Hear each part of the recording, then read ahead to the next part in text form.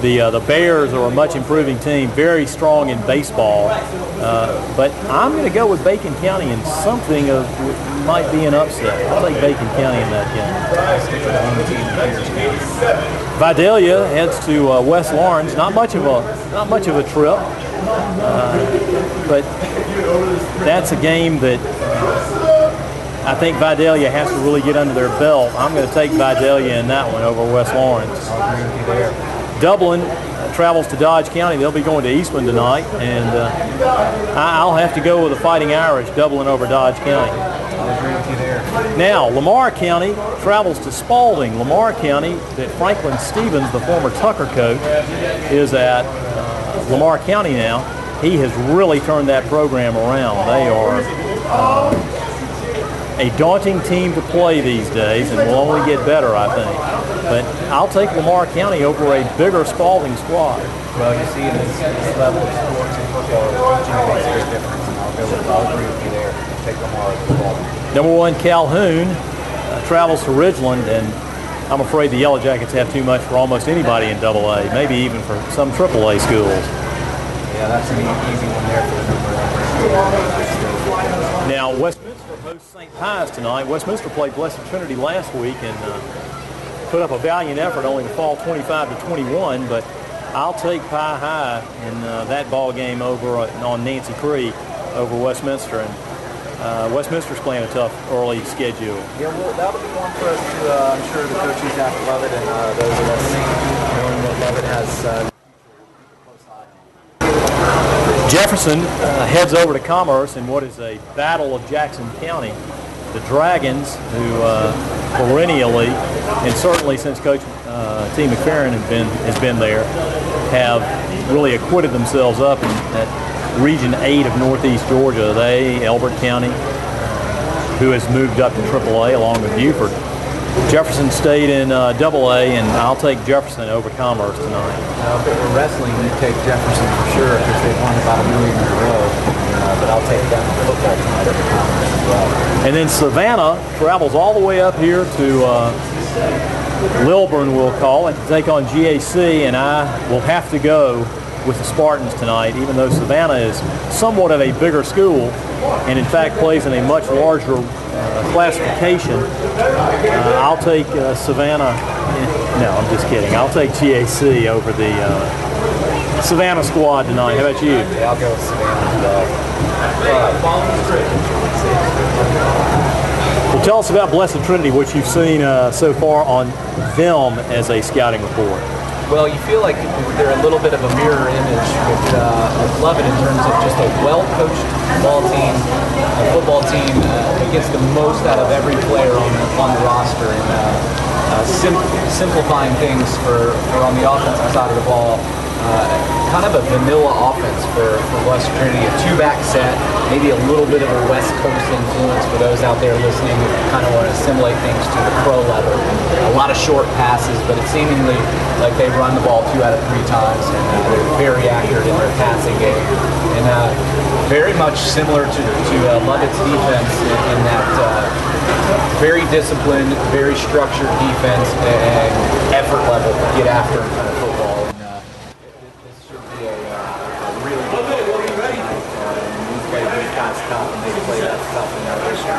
There seems to be that slight budding rivalry that's taking place maybe with the rival school kind of thing, but neither team wants to feel like they've lost the football game to the other.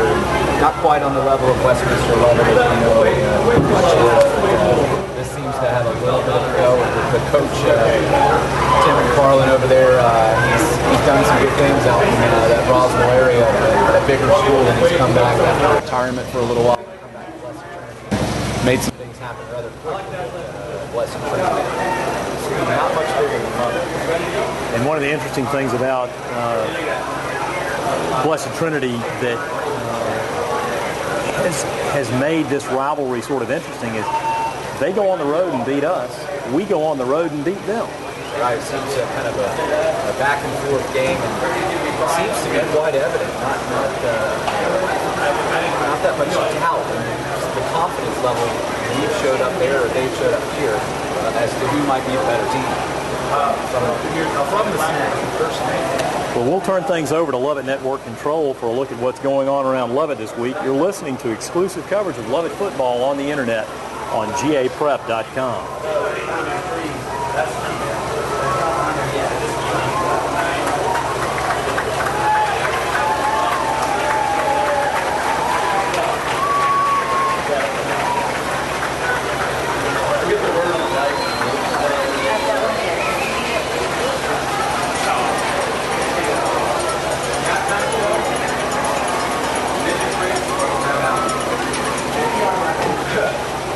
Heavenly battle!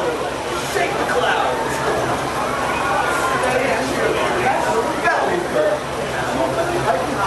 Join us, lights on! The battle for your soul! Ninja Breeze! I'm not going to be here. That's too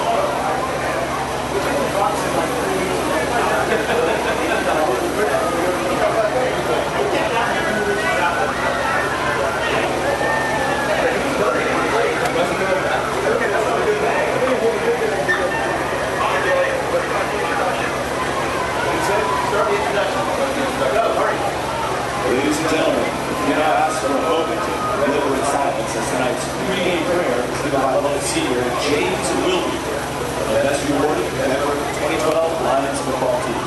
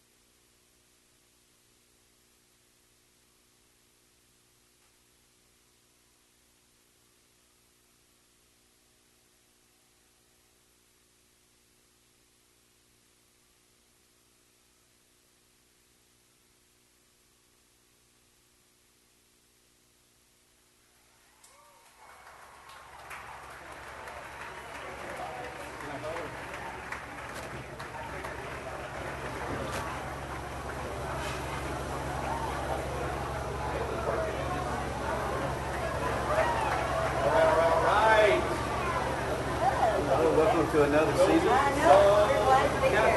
Alive and well.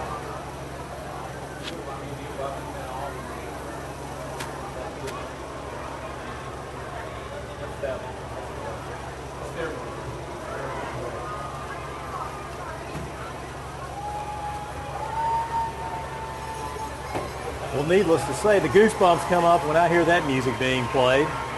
We're back on the riverbank, just about 4.5 minutes away from kickoff, and we'll turn things over to Ward Jones to give us our starting lineups, weather conditions, field conditions. How about it?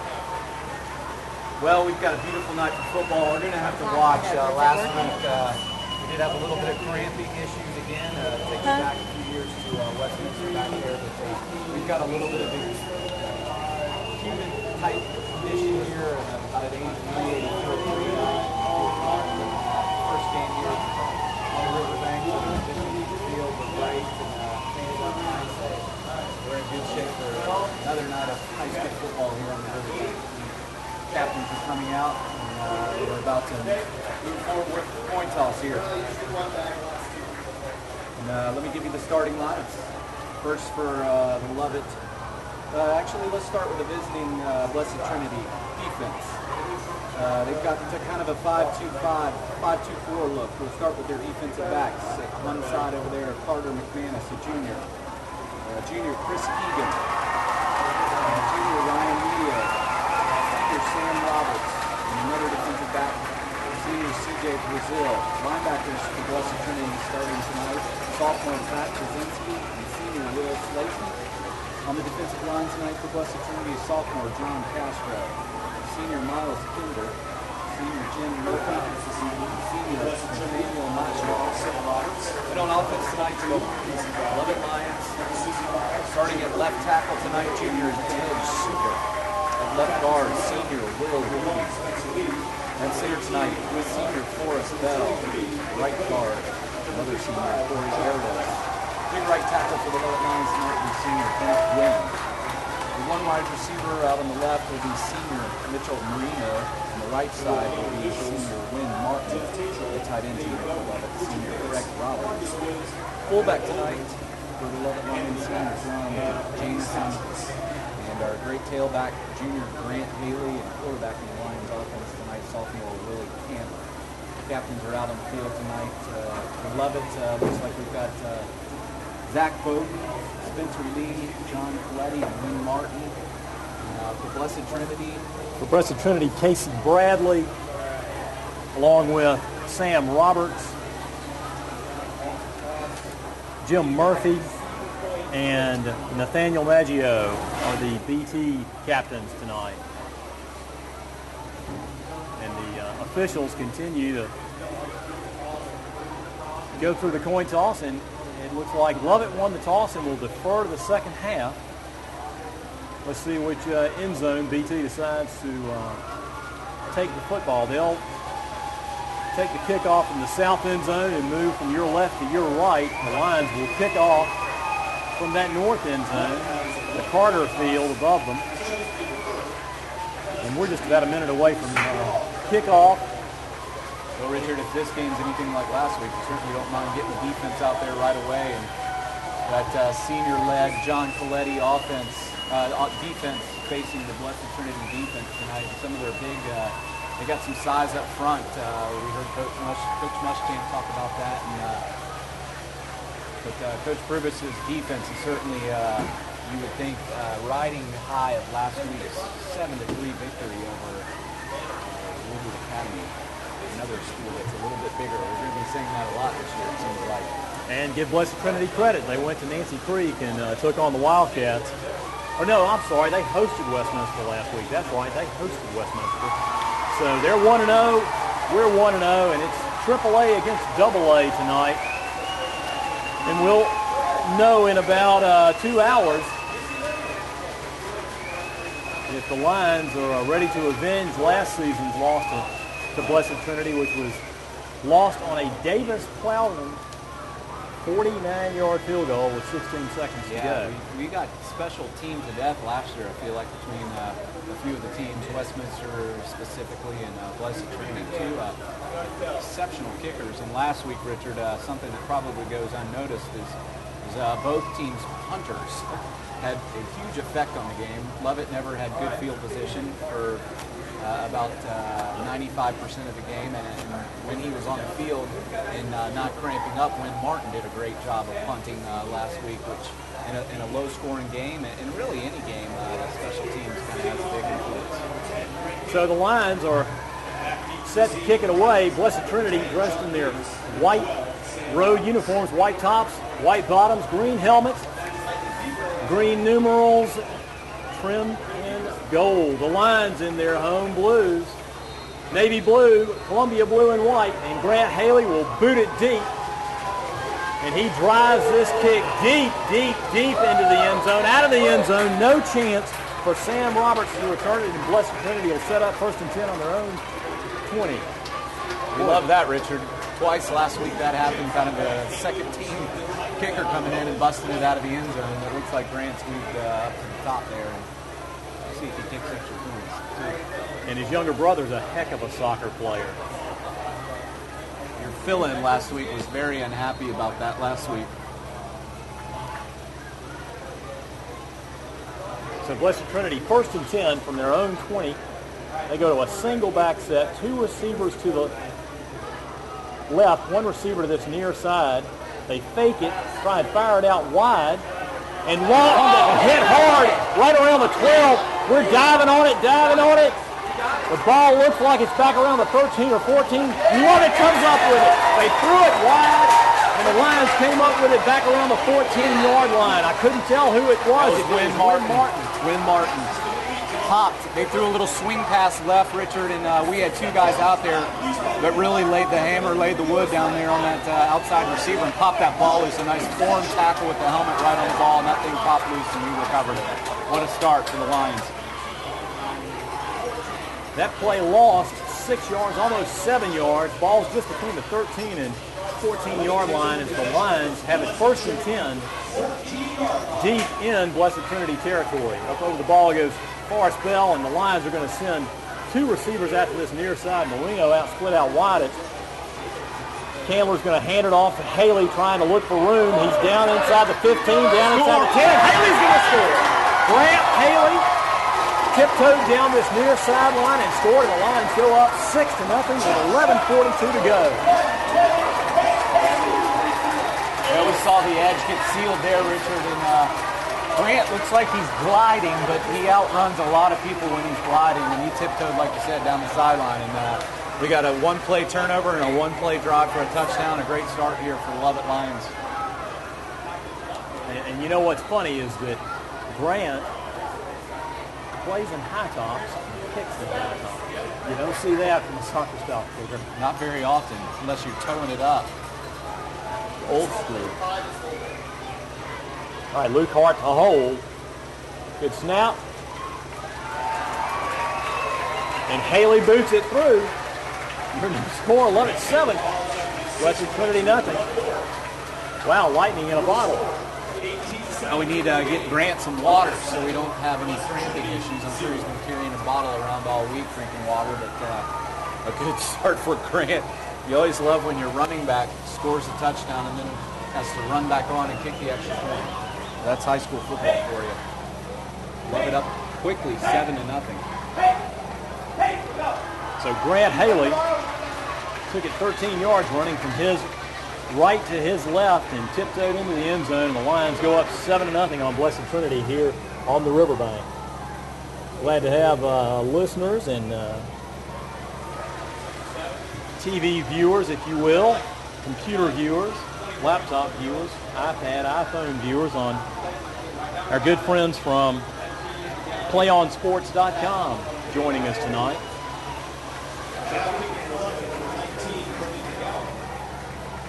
So Brendan McGowan is going to tee it up this time.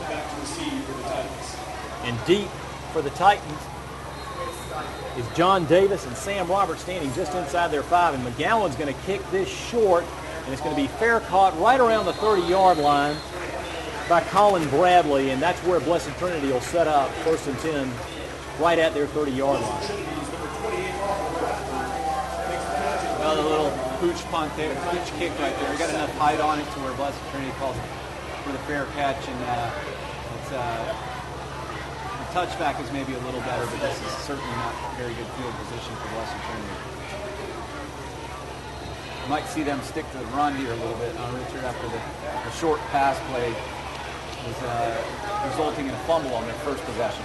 So Spencer McManus goes under center this time, has a wing set to his right, tosses it to that right side, and fighting up across the 30 goes Timmy Mertz, and he's brought down just shy of the 33, hit by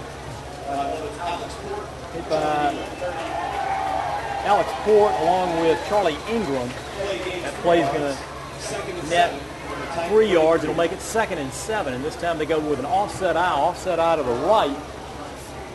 McManus puts a man in motion to this near side. He's going to turn, fake it to Mertz, drop back, try and float it over this near side, and it's picked off! What a catch by Grant Haley!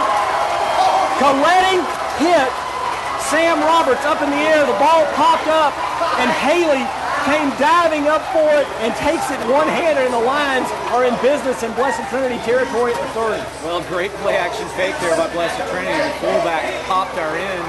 He had plenty of time, and an open receiver threw a little bit high, and John Coletti punched him, got a good hit in there, and Grant, what an athletic play for the kind of a one-handed, as he's falling down, even got a couple of yards after the interception there, and what an athletic play. And our junior tailback defensive back is a star already tonight. So the Lions will go shotgun set, send 3 receivers to the right. The single setback is Jamison. We're going to swing it out to Jamison. No, Candler's going to keep it. He's down inside the 30, down inside the 25. Goes Willie Candler on a nice run. That was an interesting little play. He pump faked it, and then they bit on it, and he took it upfield. Well, I think that was not a busted play, but just a great read by Willie Candler, because big 6'5" Nathaniel Maggio read the play well. And I think Willie just kind of ate that, and there was a big crease up the middle either for the pass or the run, and Willie found a nice little 8-yard gain. Ryan Mediate brought him down, but not before he picked up 8 yards. Pat Jasinski was also in on that play. So here are the Lions on 2nd and 2. Candler's going to keep it himself, get inside the 15, still on his feet, diving for the 10-yard line goes Willie Candler.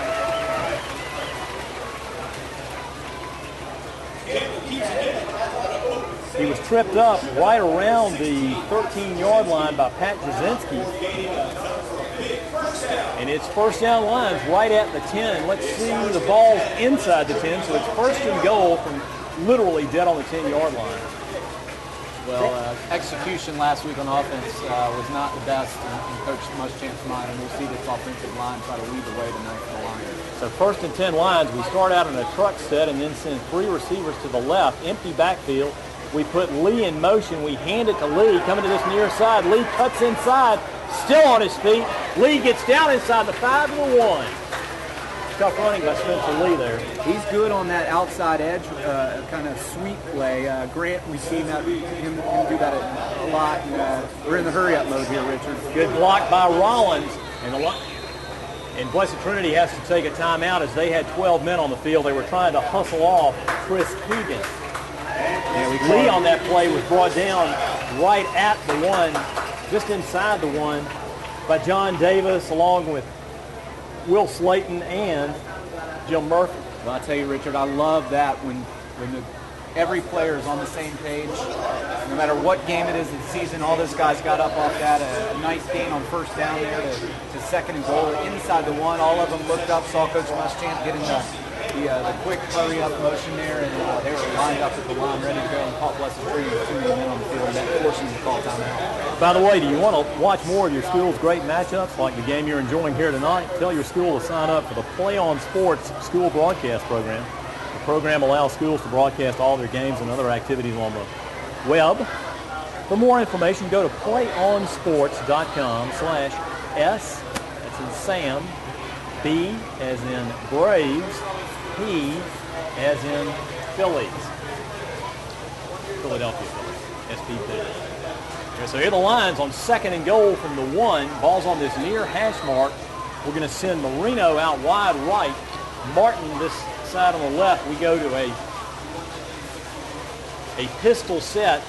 Lee takes the handoff, looks for running room, and he's going to go down. And he goes down right at the line of scrimmage. He was hit hard right at the line of scrimmage by Austin Werkheiser, a junior defensive lineman. And Werkheiser did a good job of stuffing Lee. Richard, they got some size up front in their interior line there on their defensive front. And, Werkheiser stands out there, and along with big linebacker John Diggs, looks like he's kind of safety linebacker hybrid, but he came up in the top 3 too. So 3rd and goal, we put Lee in motion. High snap. Candler's going to keep it himself and scramble in to score. Willie Candler calls his own number, faked it to Lee, running to his right, and kept it right behind Bennett Glenn and scored. Yeah, just a great block there. Our center, senior, experienced guy, Forrest Bell, led the way there, and we pinched that edge and got a wide open run there. Easy touchdown for Crazy Legs Willie Candler. Lovett on now for the extra point. Mac Warren to snap, Luke Hart to hold, and Grant Haley to attempt the extra point. Good snap, good hold, and Haley boots it through. Your new score, Lovett 14, Blessed Trinity nothing, with 8:44 to go here in this first period. That Lovett drive was just 4 plays and covered 30 yards. The capper being Willie Candler's 1-yard jaunt into the end zone. Check that, it was 5 plays, not 4 plays. So 5-play drive for the Lions. They've had one 1-play drive and one 5-play drive. Well, it's hard to start any better than this on a nice humid evening for Friday night football here on the riverbank with Lovett's 2 turnovers, forced 2 turnovers in Blessed Trinity's possession, and 2 scores as a result. So the defense showing up strong here. Let's hope, these coaches will be talking about not getting too complacent too early here and keeping that edge on energy and getting after it here, because Blessed Trinity is a good football team. We know that, and we know this game's far from over. But a great start for the Lions on offense and defense. So deep for Blessed Trinity, standing right around their goal line, is John Davis, flanked by Sam Roberts. Haley approaches it, and he's going to boot this kick high, going to be taken by Davis up around his 8. Davis up across the 20, looking for running room. Gets up across the 30, up near the 35-yard line on a nice return by John Davis. And he was brought down right at the 35-yard line by Austin White along with Brant Wells. But a nice return, a 26-yard return. So best field position so far for the Titans, as they have it 1st and 10, moving from your left to your right. Now they go to that traditional I set. McManus goes under center. Mertz is his tailback. He's got a flanker split out wide going in motion this side. He hands it to Mertz. Mertz has quick running room off that left side. Mertz picks up about 6, almost 7 yards, running hard behind Casey Bradley, who had a good block. He's got a quick first step there, the little scat back type of runner there, Timmy Mertz. They just went straight off left guard, opened up a nice hole and a good gain on first down. Nick Bowden came over from his outside linebacker position to make the tackle, but Mertz picks up 7. It's 2nd and 3 from the 42. Blessed Trinity again in a tight I set, one receiver right, one left. They're going to take it, run play action. It's going to be caught on that wide side by Davis.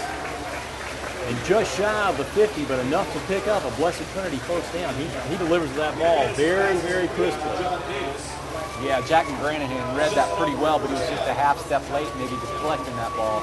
McGranahan, along with Wynn Martin, brought down Davis, but not before he picked up 6. And that's the MO for this Blessed Trinity offense. A lot of quick hard passes, and we saw that quarterback throw it well. So 1st and 10, they run a trap, and they hand it off to that freshman running back, Milton Shelton, and he gets hit pretty quickly right at about midfield.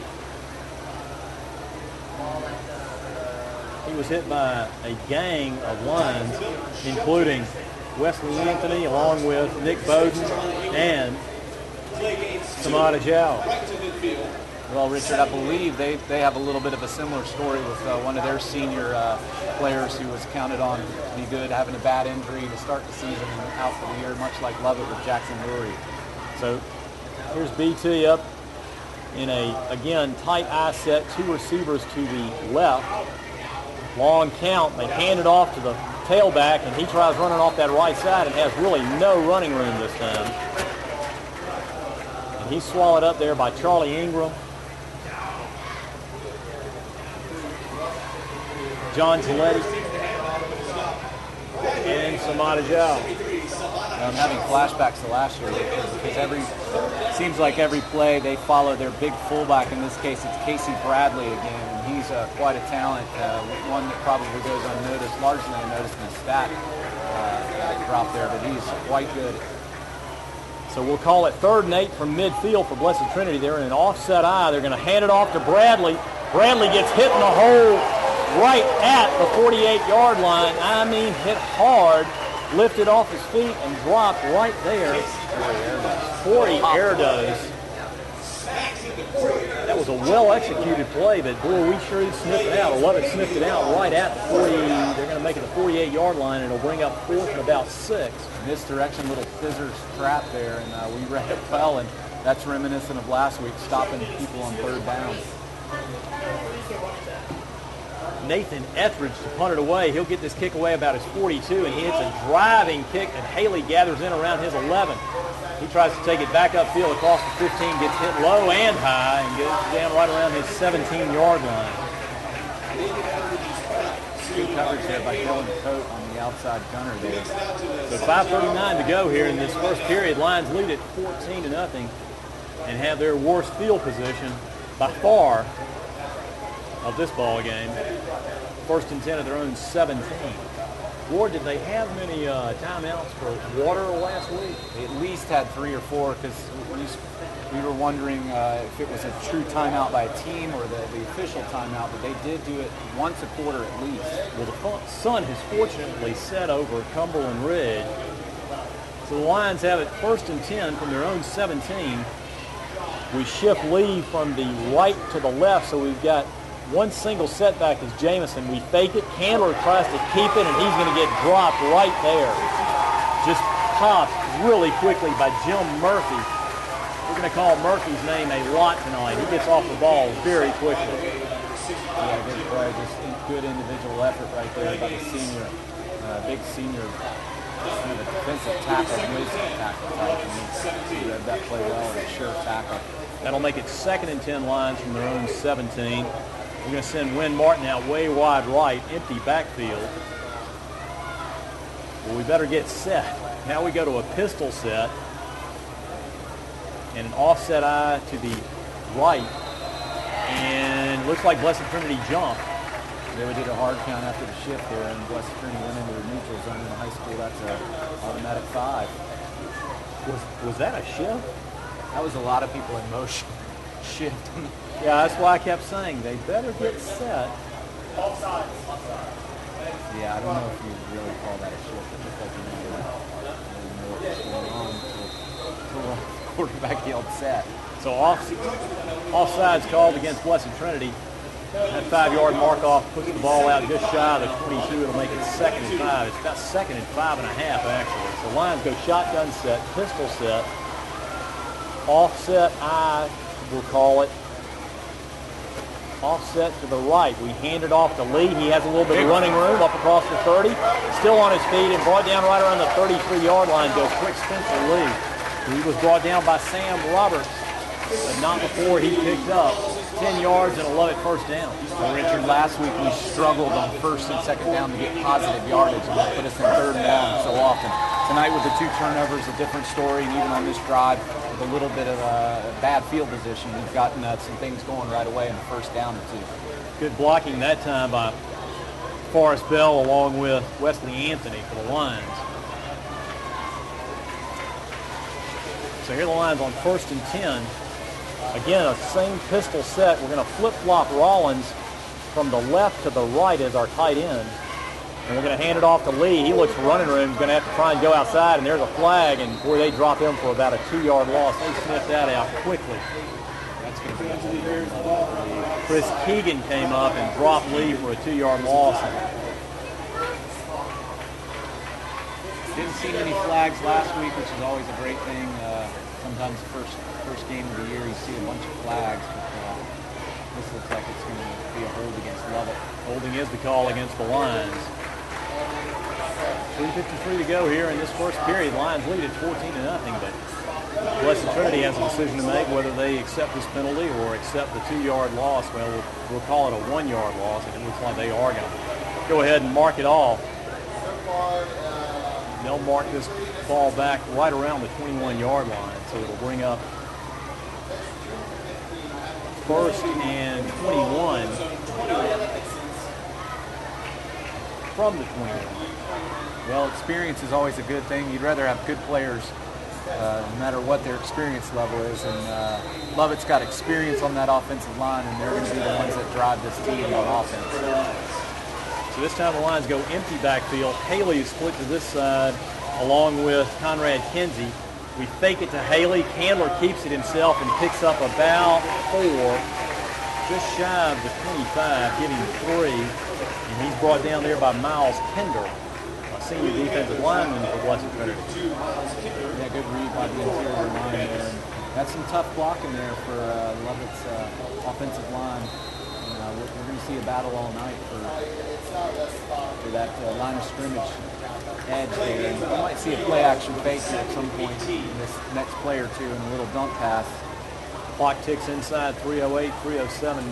Here, first period, Lovett leads it 14-0 here on the riverbank. So the Lions face 2nd and 18 from their own 24. Shotgun set for Candler. He puts Jamison in motion to this near sideline.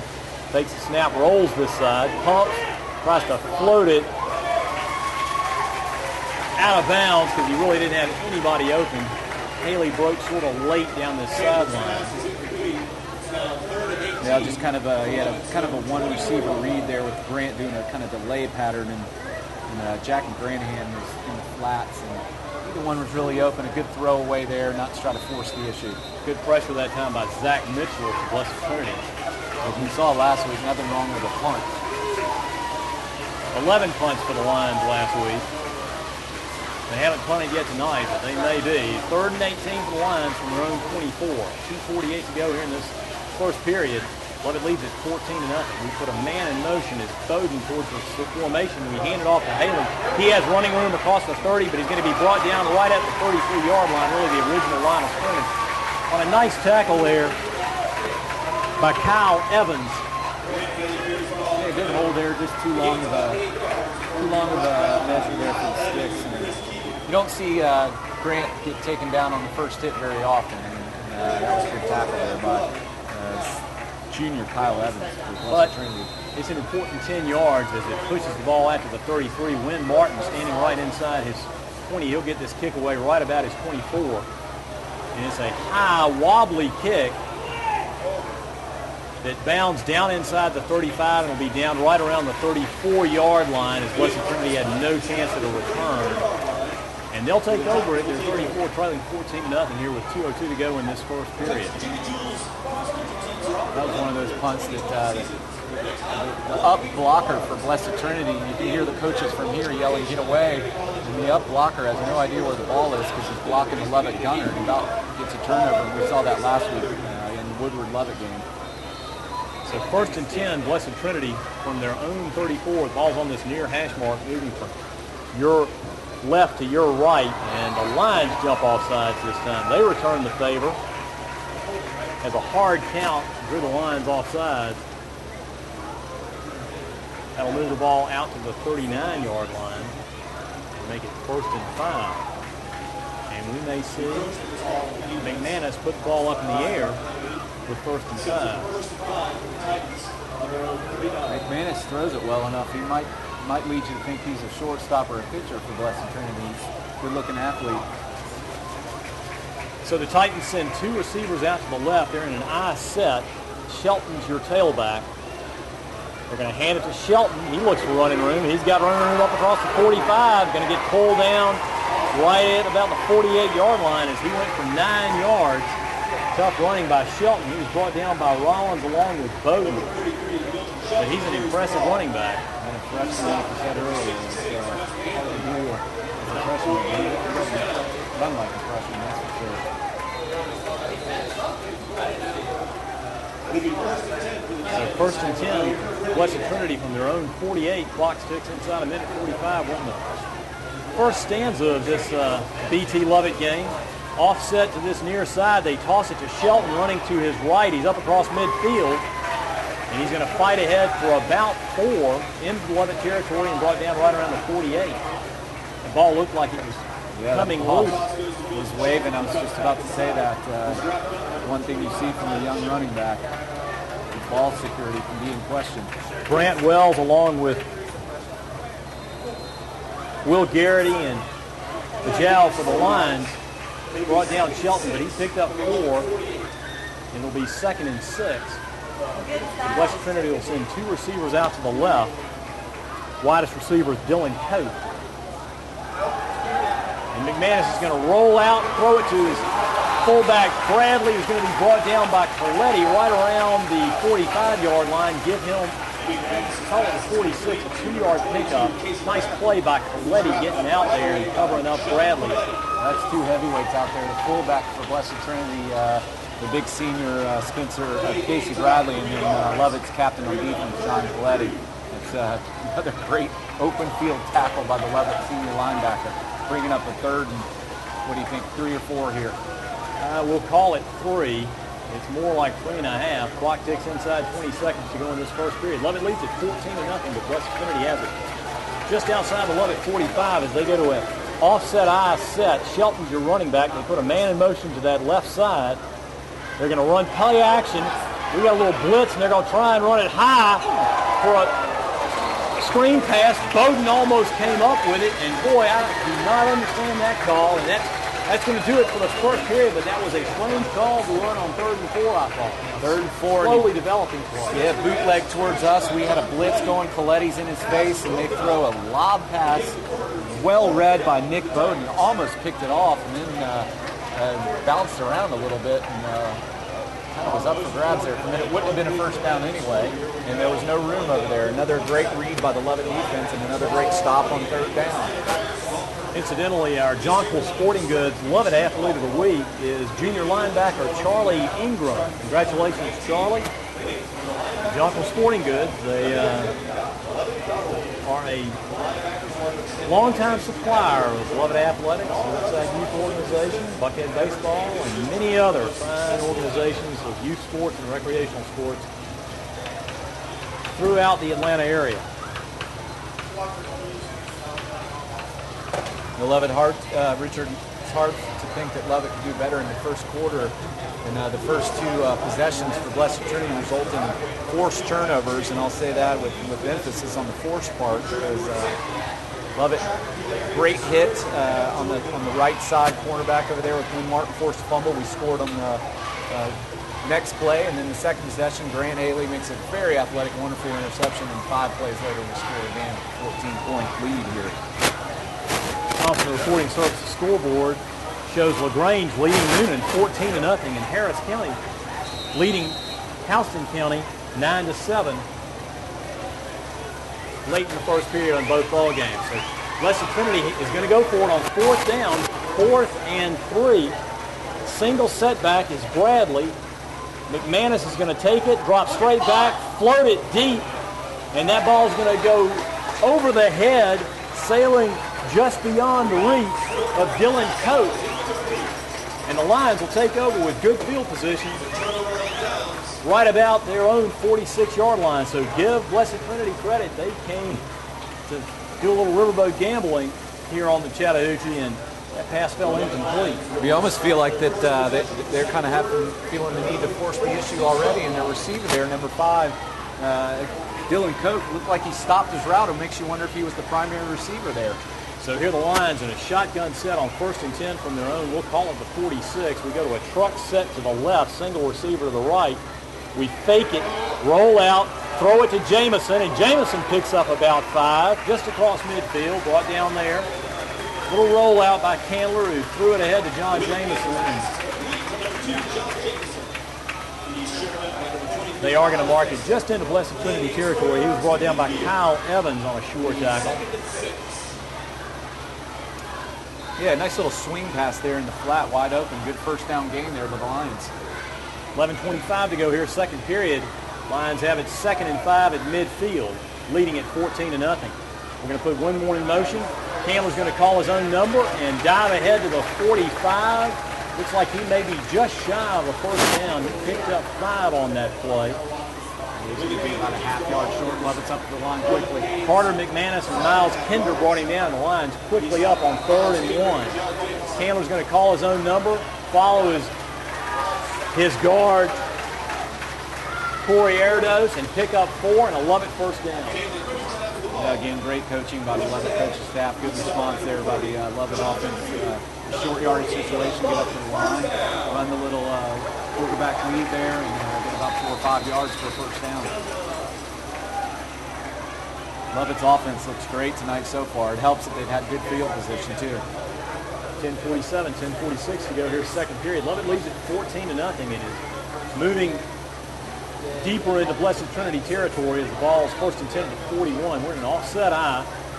Candler takes it, fakes it, looks deep for Martin, and that ball's going to be picked off. He floated it deep. And nice coverage down there deep for Blessed Trinity. Chris Keegan, junior defensive back, went up high and brought it down right around the 12-yard line. And I don't know if we ran the route we were supposed to there. It looked like they both sort of floated into the route. Well, he was kind of running down the seam on the hash there, and they had their safety playing center field, read the fake on the play action there, and kind of a floating ball that's more often than not going to be picked off versus completed for the Lions and a turnover for the Lions offense. So Blessed Trinity has it first and 10 at their own 12. McManus is going to roll out to his right, stop. He's under some pressure. He's going down. McManus goes down right around his 6-yard line. Brant Wells came slicing in and brought him down right at the 7. That play's going to lose 5 yards. That's a coverage sack. Quarterback Spencer McManus rolled out there, and just a coverage sack, and we caught up with our containment there. And the outside pressure gets him with the senior Brant Wells making the sack. So 2nd and 15 at their own 7. Single, check that. I set. Mertz is your tailback. They hand it to him. He's got a little bit of a burst off that right side, running behind Bradley. He gets back to the original line of scrimmage. It'll make it 3rd and 10 from the 12. Ingram and Coletti combined to bring down Mertz right at the 12. So it is, in fact, 3rd and 10. Ball is squarely at the 12. And Blessed Trinity's in no hurry to huddle up right here. I don't know if they're going to, they're going to call a timeout. They were taking all the time over at the numbers. McManus was looking towards the sideline, and so with timeout on the field with 9:16 to go here in the second period, Lions lead at 14-0. By the way, did you know that you can recycle your batteries, your alkaline, mercury, and button cell in the Lovett campus store? Remember to please apply tape to both the plus and minus side to prevent explosions while shipping. And this is just another of the Going Green effort in the Lovett campus store. Its prices are always lower than retail. There's no sales tax on any item, and all proceeds go back to the school. Video replays of Lovett football are also available courtesy of Timeless Productions. Also want to mention that Play On Sports is on Facebook and Twitter, giving you news and information and links to great highlights. Follow Play On Sports on both Facebook and Twitter. You can also access thousands of live and on-demand games on YouTube at youtube.com/playon-network. Keep up with all the high school action every week from your destination for high school sports, playonsports.com. Well, good. When you get a sack on first down after a turnover, it makes things a little bit different for Blessed Trinity's offense and Lovett defense, and they got 3rd and long here. 3rd and 10. McManus is going to fake it, roll out to his left, fire it short and complete to Dylan Coate on a very good little waggle pass up around the 28. Play picks up 16, 17 yards. Coate gave us fits last year. Martin knocked him out. No pressure that time. That play action ate us alive as he rolled out to his left. It's opposite the gaunt side there, and makes it a little tougher throw, but he threw that with some zip on it and a perfect accuracy and a first down on 3rd and long for Blessed Trinity. Clock stopped, 9:09 to go on that 17-yard pickup. 1st and 10, Blessed Trinity from their own 29. They're moving from your right to your left. Shelton's your tailback, 2 receivers to the right. He fakes it to Shelton, looks to his right, rolls out, fires it, intercepted by Lovett. Grant Wells right around the 27-yard line, gets inside the 25, down to about the 21 goes Grant Wells. Where was he throwing?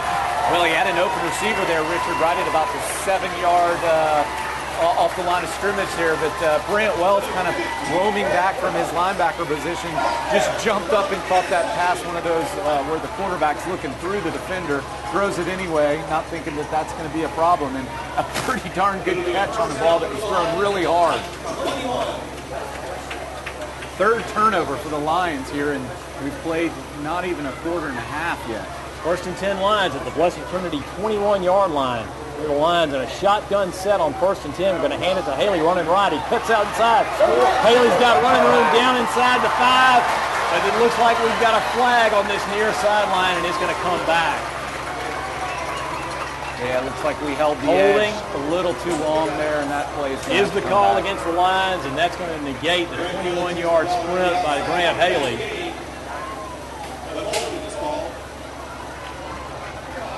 Yeah, great edge run there again, much like the we saw on the touchdown earlier after the first turnover by Blessed Trinity that Lions got.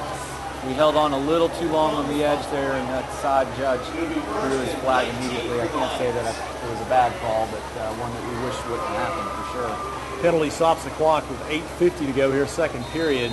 Ball is going to be marked back all the way to the 30. It'll make it first and 19 for the Lions in Blessed Trinity territory. The Lions will send Bowden out wide, way wide left. We have one single setback as Jamison flanking Candler to his right.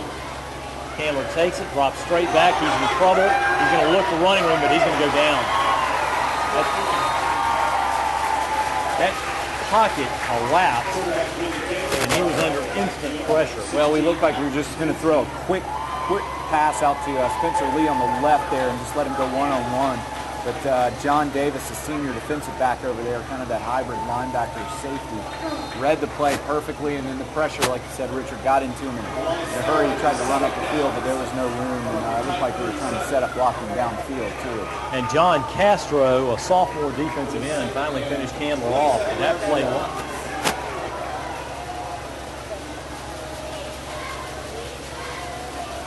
so we're going to fake it to Lee, call Candler's own number. He's going to try and slide inside on second and 27, and he's going to pick up about 6. Brought down right around the 32-yard line. Yeah, good positive gain there after the 2 losses. And Pat Jasinski brought down Candler right at the 32, and it looks like the Lions may end up calling timeout here on 3rd and 21. Coach Muschamp went all the way to the numbers to call the play in, but Lovett will send Conrad Kinsey out way wide left. Shotgun set, Bowden in motion from his right to the left. Candler's going to take it, drop straight back, look, call his own number, down inside the 30, down inside the 25, down inside the 20, down to about the 19 goes Willie Candler. Well, he picked up 12. Good game, though. Might be kick a field goal here. Chris Keegan picked him up, and tripped him, and Pat Jasinski finished him off. I think it was a design pass play, but he saw nobody open, immediately took off, and a good run there on 3rd down, and gives Lovett options here with a medium, moderate range field goal. It looks like they might go for it, though. So 4th and 8 from the Blessed Trinity 19. Lions have to get just across the 11. 6:35, 6:34 to go here on 4th and 8 in the second period. Lovett knocking on the door with the ball in 19. We send Martin in motion. Haley's your setback. We fake it to Haley. We look, we run the screen. Haley's looking for running room, and he's going to be dropped. That play fell apart from the start. A lot of pressure that time, and Blessed Trinity holds after that Brant Wells interception, and they will take over right at the 20. Sure tackle that time by John Yu for Blessed Trinity. Well, we play action fake to Grant and kind of acted like he wasn't going to be a part of the play after the fake, and then we did throw it over there, but they're their containment over there was really good, and he had to cut back across the field, at which time the defensive line came back and made a great tackle. Good stop on 4th down for Blessed Trinity. 1st and 10, Blessed Trinity, and they blow the whistle. Shelton took the ball from his tailback position, but instantly they blew the whistle on that. What it looks like it's going against Lovett. Offsides is the call against Lovett. That's the second offsides call against the Lions. And Blessed Trinity was quickly up to the line that time to call that play. So it'll make it 1st and 5.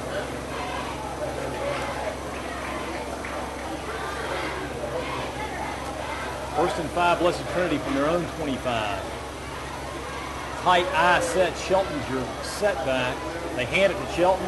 He hits hard off this right side, but he gets wrapped up just across the 25. Guess who? Coletti and Ingram brought him down after about a 1 yard, almost 2 yard pickup. Coletti's everywhere again. Well, it leads at 14-0. 5:56, 5:55 here in this second period. And Blessed Trinity will face 2nd and 3. Ball's on this near hash mark, moving from your right to your left towards that south end zone.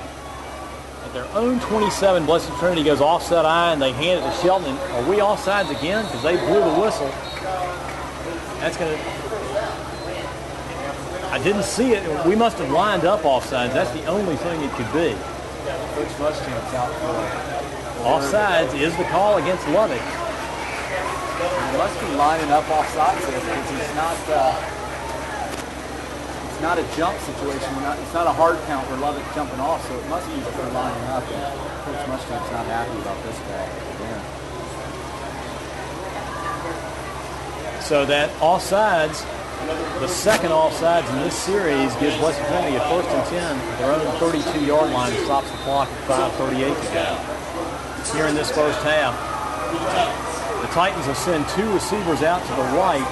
Shelton is your tailback and an offset eye to the left. Very tight formation. They put a man in motion, his coat towards this near sideline. McManus takes it on the trap play, hands it to Shelton. He's got some running room. He's off this near side. He's got running room down this near sideline, and finally going to be pulled down right near midfield as he was wrestled down by Alex Port finally. That's a young running back. Looked like he was about to get popped about 5 yards down a game there, and he ran right through a tackle by Wayne Martin, something that we didn't see from the Lions defense last week. They missed tackles, and he got about 10 yards after contact there. Very nearly broke it. Impressive run by the young freshman running back of Blessed Trinity. And he stays in there as Blessed Trinity is just shy of midfield. 1st and 10 from their own 49. Offset eye. They put a man in motion to that far sideline. They fake it. McManus is under a little bit of pressure. He's going to float it out wide for that far sideline for John Davison. There's a flag that comes out. I was watching the ball float. They're going to call roughing the passer on John Coletti. A very questionable call. Everybody who was sideline is not happy about that. John Coletti walked away with a perplexed body language. Personal foul is called against Lovett for roughing the passer. I didn't see it, so I can't comment on it. Great quarterback play there.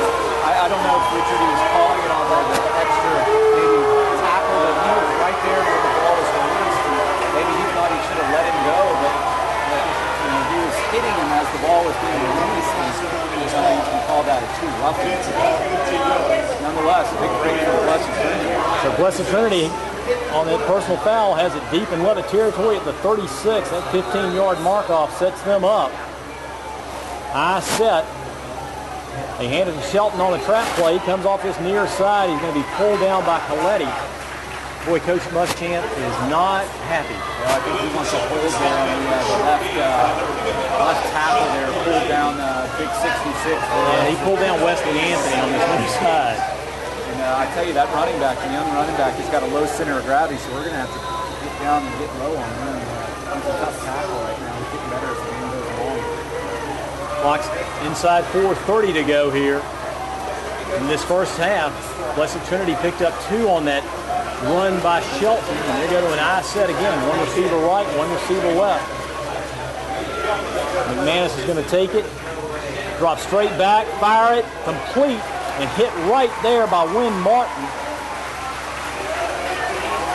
with Chris Sabert. And that play is going to pick up 5. And Sabert goes down right at the 29-yard line. We'll bring up 3rd and 3 in the 29. And they're in 4-down territory. I don't know how he caught that ball because Wynn Martin had great coverage, got his hand in there, and he was rolling around. I don't know if he really ever secured it, but completed the pass nonetheless. The 3rd and a long 2 or a short 3. I set. They hand it to Shelton. He's going to come up short. He's going to pick up about a half yard, maybe a yard down to about the, we'll call it the 28. And Blessed Trinity looks like they're going to call it. And he's going to, the official called official's time. Warning, and they're going to take some mustache. Late. Richard, you get the feeling they run left quite a bit.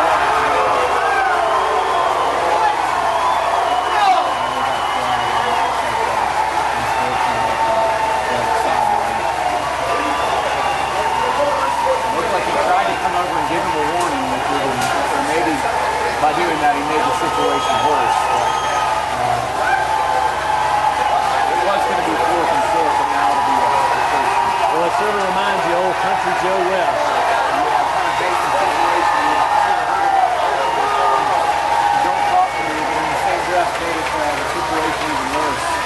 Yeah, you should maybe tuck the rabbit ears in or call the flag earlier. That's about 5 penalties in Lovett. And the interesting thing is they marked it off 15 yards instead of half the distance. Yeah, this has gotten out of hand a little bit. It's tough ball. The ball It goes back on the roughing the passes. The ball was on the 29. They marked it to the 14. But 1st and 10, Blessed Trinity, 3:24 to go here in the second period. They're going an I set this time. So 40 yards in penalties to set the Titans up. McManus under center on this first down play. He's going to hand it to Shelton. Shelton's going to fight inside. Fumble. No, and he comes right back up. That ball came straight back up into his hand. The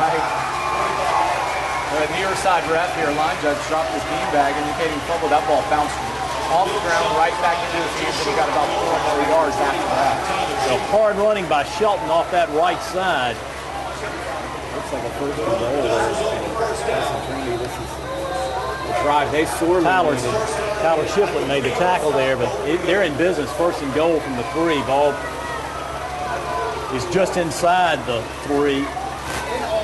And we'll be just inside 3 minutes as they go 1st and goal. Offset out of the left. Put a man in motion to this near sideline. McManus is going to take it, hand it off to Shelton. He's going to come this near side. He's going to get dropped for about a 2-yard loss. And there's another flag. Oh boy, I hope that's not on us. That was thrown by the deep judge back there. I think he's going to get a hold on Blessed Trinity on the left guard, pulling down either Calais or Erdos. Well, Tyler Shiplett, along with Charlie Ingram, made the tackle. But it did look like Erdos got pulled down before he could step up into the hole. Great tackle there by the Lovett defense. You've seen that young running back from Blessed Trinity break a few tackles. That's going to be a big penalty this time on Blessed Trinity. 1st and goal now from all the way back out to the 15. That stops the clock with 2:43 to go here in this second period. Lovett leads at 14-0, but Blessed Trinity has moved it all the way from their own 20 down to Lovett 15, courtesy of quite a few penalty plays on the lines in this second period on this drive. So offset eye on 1st and 15. Offset out of the right, man in motion to that right side. McManus is going to take it, fake it. He's going to roll to this side. He's going to throw it underneath and almost picked off. Tyler Shiplett went diving for it right around his 5 and could not come up with it, and that'll stop the clock with 2:19 to go. Letty does everything again. He's back in coverage, covering the back out of the back gate, and he was not even close to being open. Very nearly an interception from Shiplett, who played great last week, kind of in the starting or relief role for for the Lions defense, kind of a safety linebacker type situation. They stopped him on first down for the Lions. Something of a surprising score, courtesy of Thompson Reporting Services. Jefferson trailing Commerce 7-0. Second and let's see, Blessed Trinity is going to call a timeout. So with timeout on the field, 2:19 to go, Blessed Trinity calls its second timeout. All right, let's have a little discussion about Lovett Parent Organization. It's time to join and volunteer if you guys are out there listening. Lovett Parents, looking ahead to 2012-13. Please take a moment to review and complete the membership, volunteer, and gift opportunities online for a wonderful parent organization. There are opportunities for the Lovett Parent Association, the LPA, the Friends of the Arts, the Linebackers, and the Lovett International Alliance, the LIA. Lovett Parent Organization is well represented now as they get ready for next year. So please consider offering your time, talent, and your treasure. We believe that parent involvement makes all the difference for our school community, and we want to encourage you to join in on this fun. In the interest of sustainability, these membership and volunteer forms will not be mailed to you this summer if they haven't in the past. So go online to lovett.org and navigate to the online volunteer sign-up.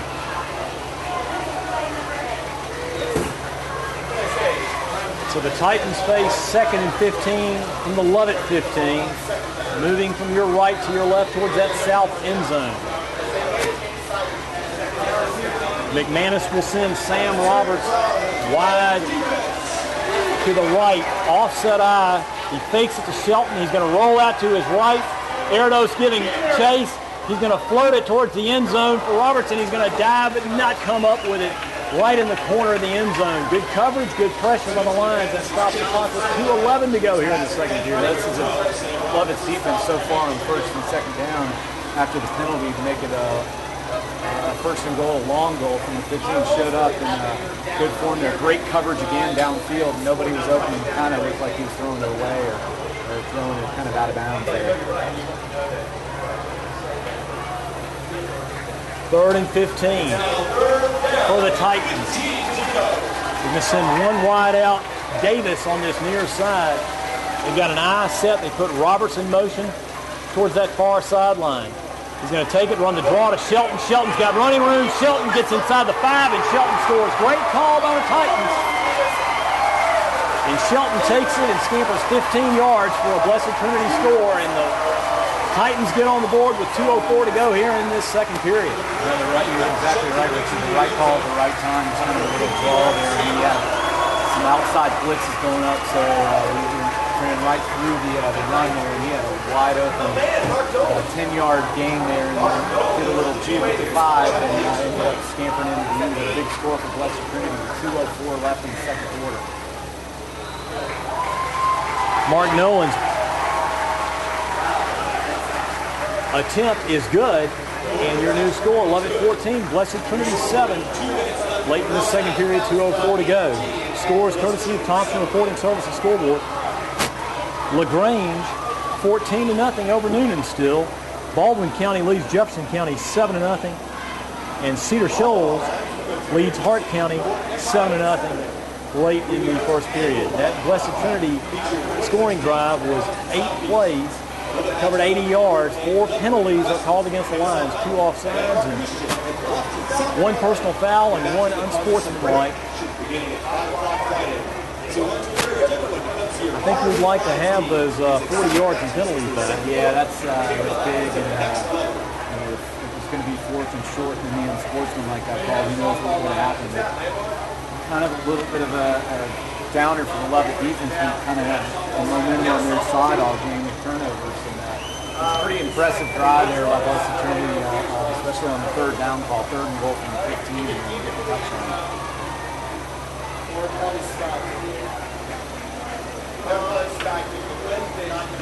So the Titans are going to tee it up on this near hash mark. It looks like they're going to try a pooch kick as Kyle Evans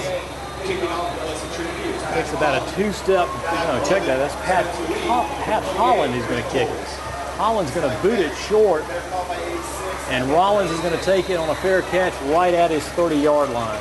We'll see how Lovett plays it here. They have 3 timeouts up 14-7. A little over 2 minutes left, 2 minutes and 4 seconds left.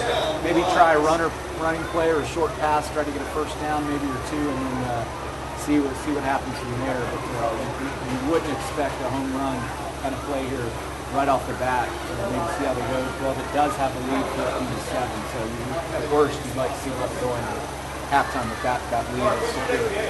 Houston County leads Harris County 21-16 in the second period, and LaGrange now leads Noonan 21-7 late in the second period. Lions on 1st and 10 from their own 30. Their shotgun set. Candler's going to fake it, roll out to this near sideline, hit Rollins, and he's going to get wrapped up, but he gets away from one man up around the 30 and get up to about the 34-yard line. Good running after the catch by Craig Rollins. He was hit about after a 2-yard catch and about 3 more yards. Davis hit him first, but Slayton, along with Pat Jasinski, brought him down, but that play picked up 4 and make it 2nd and 6. Lions at their own 34. Minute 29 to go. Shotgun set. Winburn goes in motion. We're going to keep it with off this near sideline goes Candler, and he gets hit right around the 35, pushes ahead to about the 37. Hit hard there right at the 35, though, by Pat Jasinski.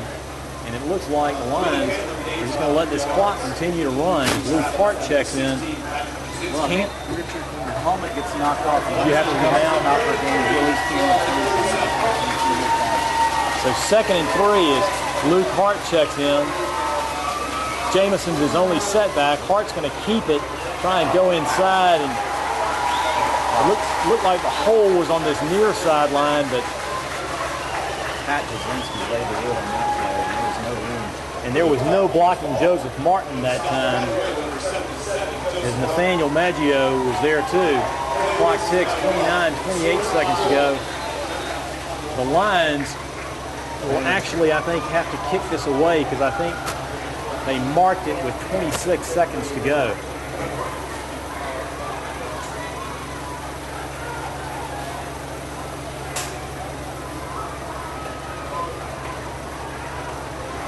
And they may end up taking a delay here.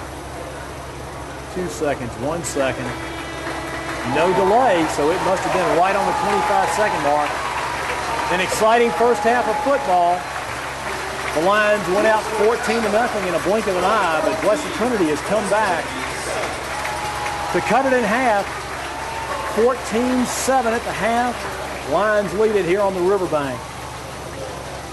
Stay tuned for our halftime show presented by Midtown Bank as we come back and visit with special guest Jordan McClain, Lovett class of 2009 up at Franklin and Marshall College.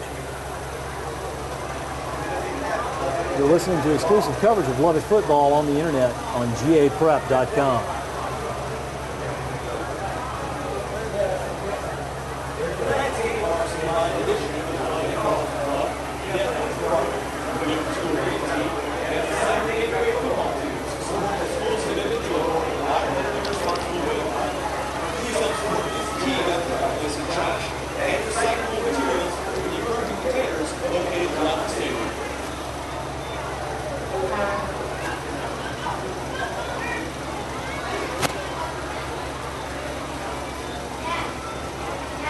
Gentlemen, be sure to stick around for an exciting performance from your Lovett Lion cheerleaders.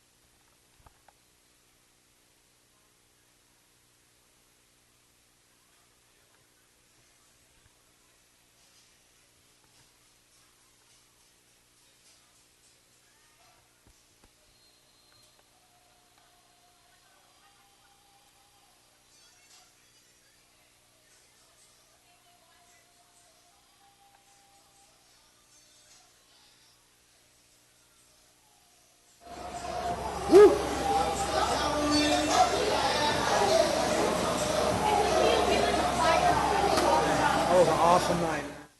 That was cool. We didn't embarrass you. No, I mean, I was telling.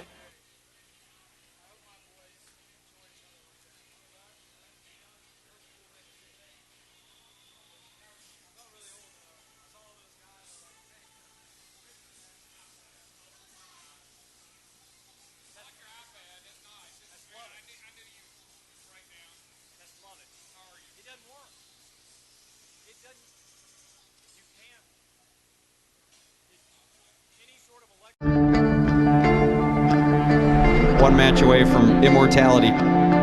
This is a total team effort.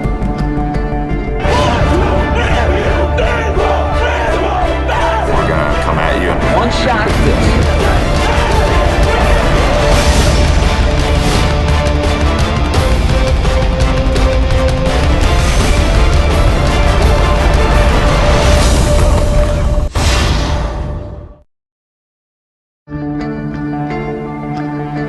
One match away from immortality. This is a total team effort.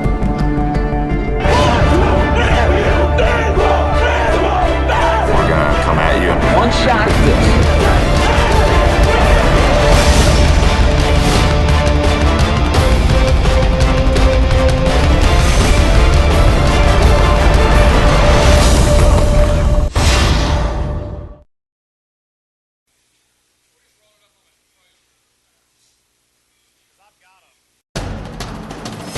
We can get a player up here. Oh, that's good stuff. All right, perfect. Prepare a Wiley Ballard graphic. Do you want me to start the stream?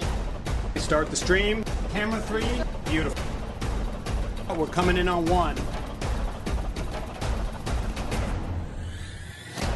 For more information on how your school can join the Play On School broadcast program, go to playonsports.com/SBP.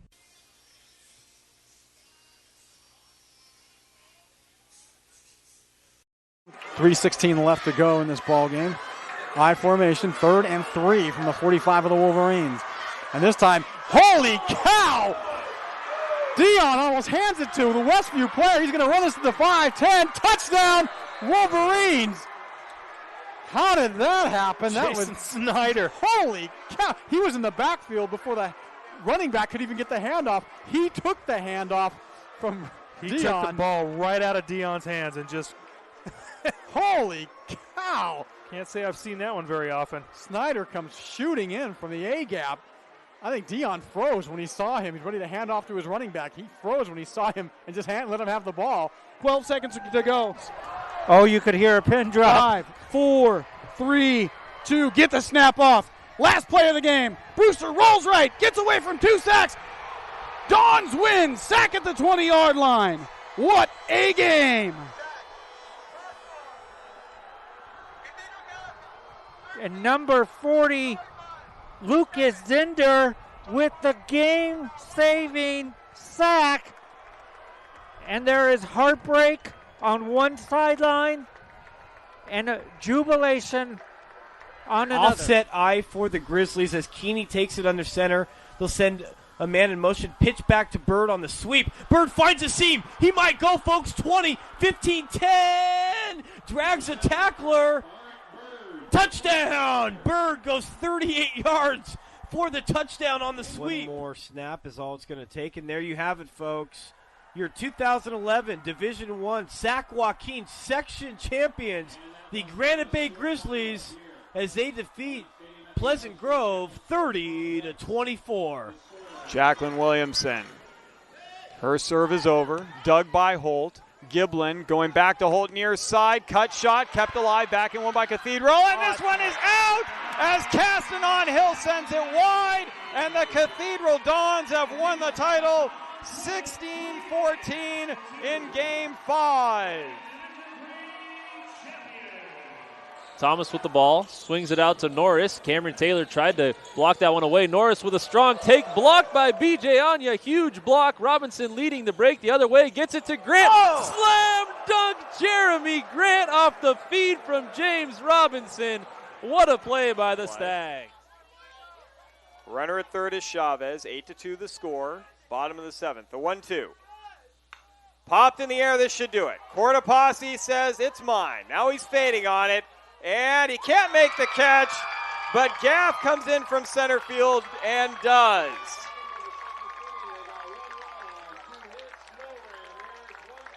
Congratulations to the St. Mary's Rams, a three-peat. They win it 8-2 against Franklin to take the series 2-0. This is time to run an offensive set that you've done all through the season in practice.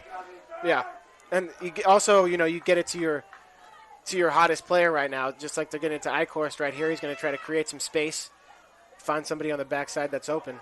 Eichhorst flush out to the right. Oh, breaks free of a player. Eichhorst on his own. Shoots and scores. Bounces a shot home.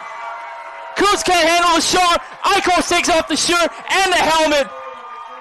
And how about that? Alex called it. Eichhorst, after sustaining the injury in the third quarter of play, has scored the game winner with 22 seconds gone in the overtime period. Dogpile on the field. Marin Academy take it.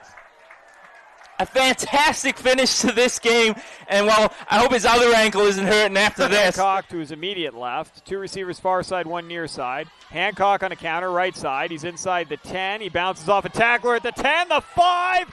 Touchdown, Helix. And behind Hancock, the field is littered with white jerseys on the turf.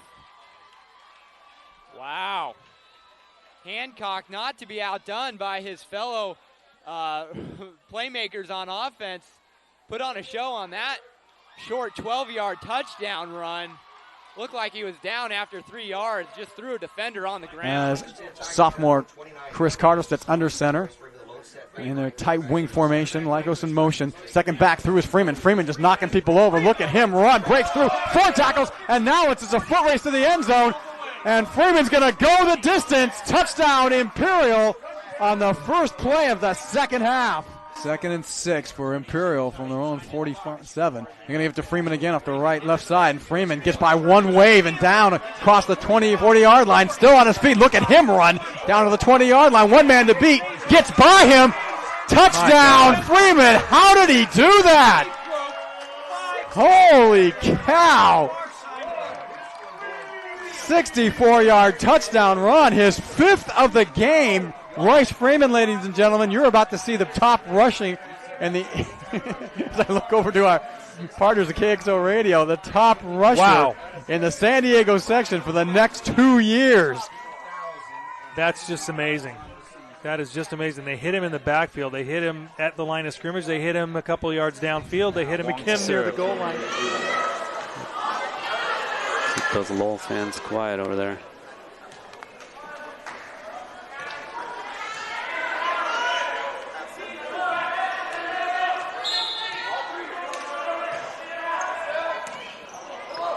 Lum sets it up to Pang. Long, it's out. Low, a magnificent 7 titles in the San Francisco section in dramatic style as they pull out a fantastic victory over a spirited Galileo Lions team. They win the 4th game, 31-29, and they take the 2012 Academic Athletic Association San Francisco section title. Officials say no 5-second count can be started. Nobody was close enough defensively. Lyle's going to swing left side. Robinson. Here is a backdoor lob for Grant. They've been wanting that all game. And they got it, 50-42. They lulled you to sleep, and then they hit Grant on the back door. They trail by 2. McMorrow's kick is on the way, and it is good. St. Augustine has their first lead of the game, 21-20, with 25 seconds to play. The senior McMorrow with a huge kick, not the longest of his career, but the biggest of his career. St. Augustine leads it 21-20. Already lining up. They won't even have to run that one more play. They just acquiesce. Why bother? So there you have it. Your 5-time defending Division III champions, the Cathedral Catholic Dons, running up, over, and through Olympian 41-0 here from Qualcomm Stadium. Patriots down 21-17. Great ball game here. Dillon taking it, looking right, throwing it up top to Gaines. It will be Caught by Gaines. Oh, my goodness. It looked like the defender had it, but Gaines stole it away from him. Jason Gaines, are you kidding me, my friend? Oh, boy. It looked like for sure we had an interception by the Tories, but as they both were going to the ground, Jason Gaines just wrestled it away from him. Shane Dillon to Jason Gaines on an 11-yard play. Fanchen in the game, now out, replaced by Hayashi, the libero for defense. Wenzel serve, championship point, ball up in the air. Hayashi's going to bring it back. Richards, deep one, over and 3. Free opportunity, look for Wallace, no, they go Becker. Hayashi, then tap over and 2 by Hollingsworth. Now look for Wallace for the match!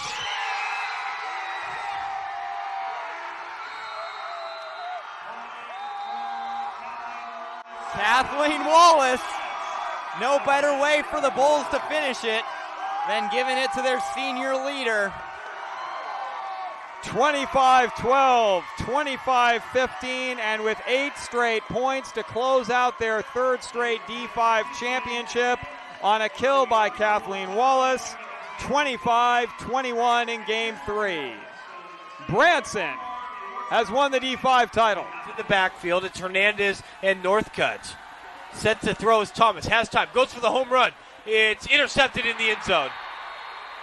Seemed like they tried to go to Martin, and Martin slipped. Stockton, Hilmar, and Escalon.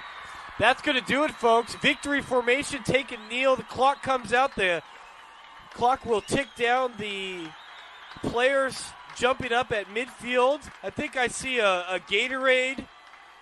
Did we have a Gatorade shower?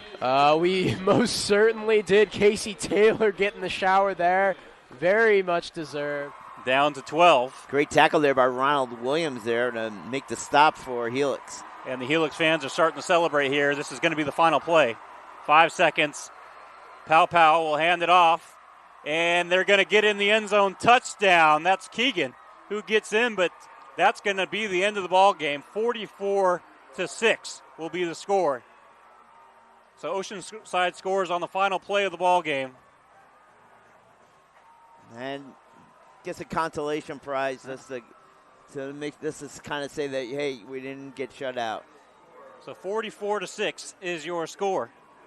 And Helix is celebrating on the sideline. Oceanside streak of 7 straight championship games has been ended. 2 minutes and 5 seconds left on the clock. Clock rolling, 3rd down and 15 for the Patriots. Dillon, he's got time, steps up. He's going to chuck it deep. He's got a man open. Seth Collins with a diving catch.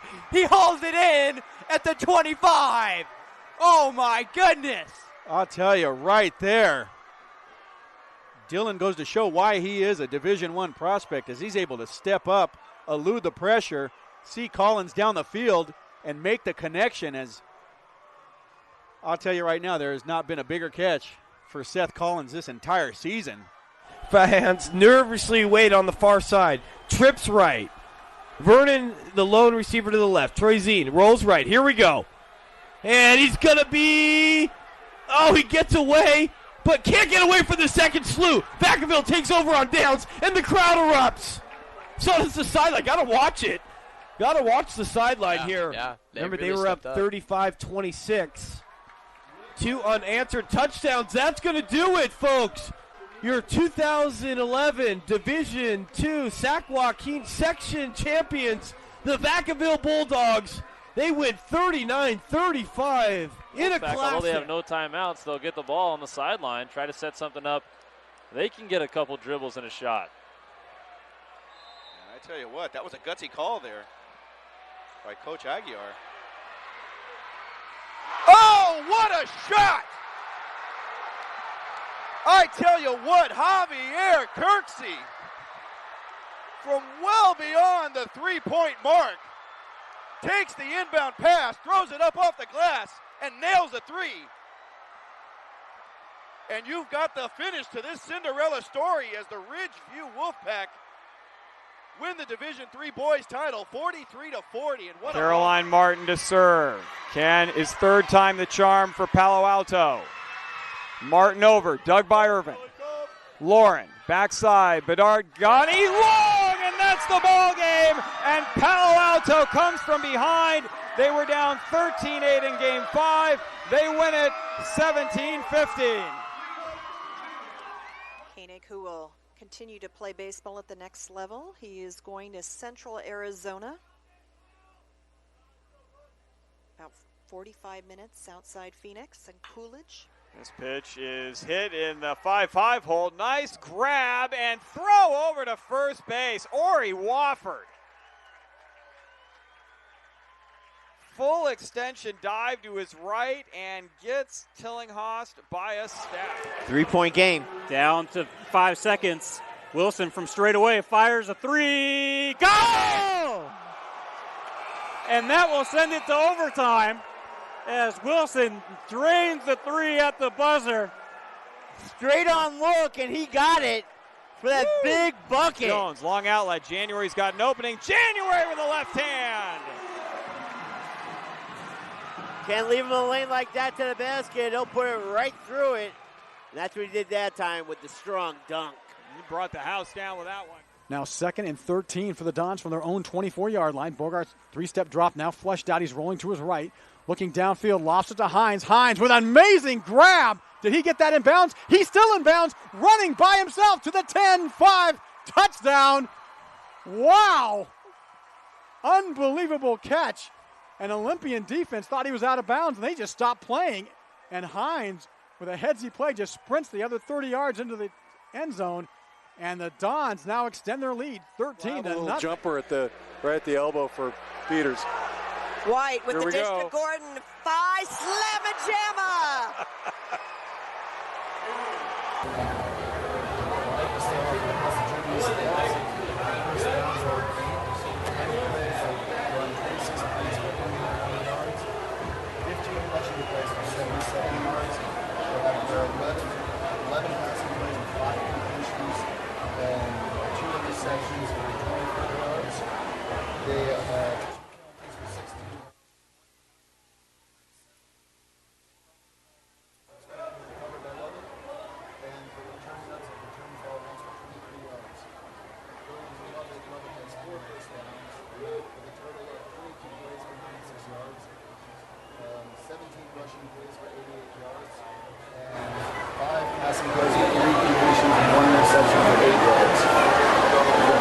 Lovett has 7 for 66 yards, and punts, Lovett's punted the ball once for 32 yards. When you mentioned penalties, 40 yards on one drive. That was a rough drive. That was a rough drive right before the half.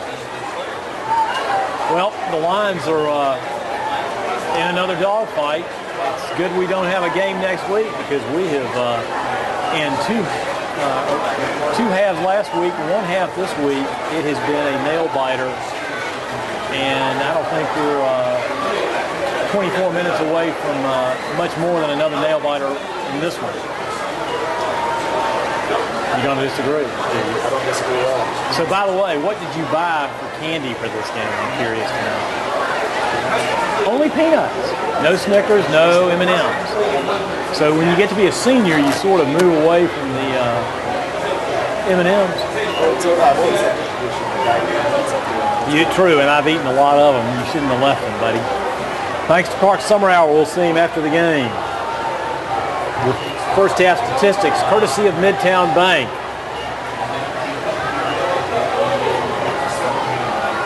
Both teams have made their way back out onto the field for warm-ups. We're probably somewhere around 3 to 4 minutes away from the second half kickoff. Ward Jones is checking his wireless mic as we've had the chance to simulcast this game with Play On Sports. By the way, Play On Sports is not only your destination for Friday night football action, but it's also the place for the most comprehensive coverage of high school playoff and championship events in all sports from across the country. PlayOnSports.com. High school sports lives there. Ward, anybody you want to give a special shout out to? How about Mark Brown tonight? Probably listening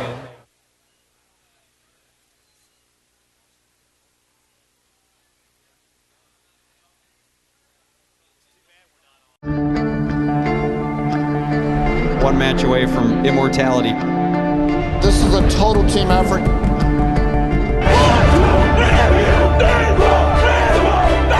gonna come at you. One shot at this.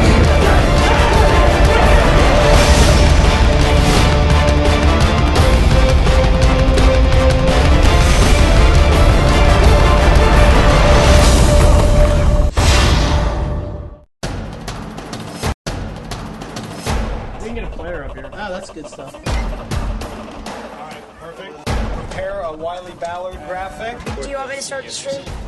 Start the stream. Camera 3. Beautiful. We're coming in on 1.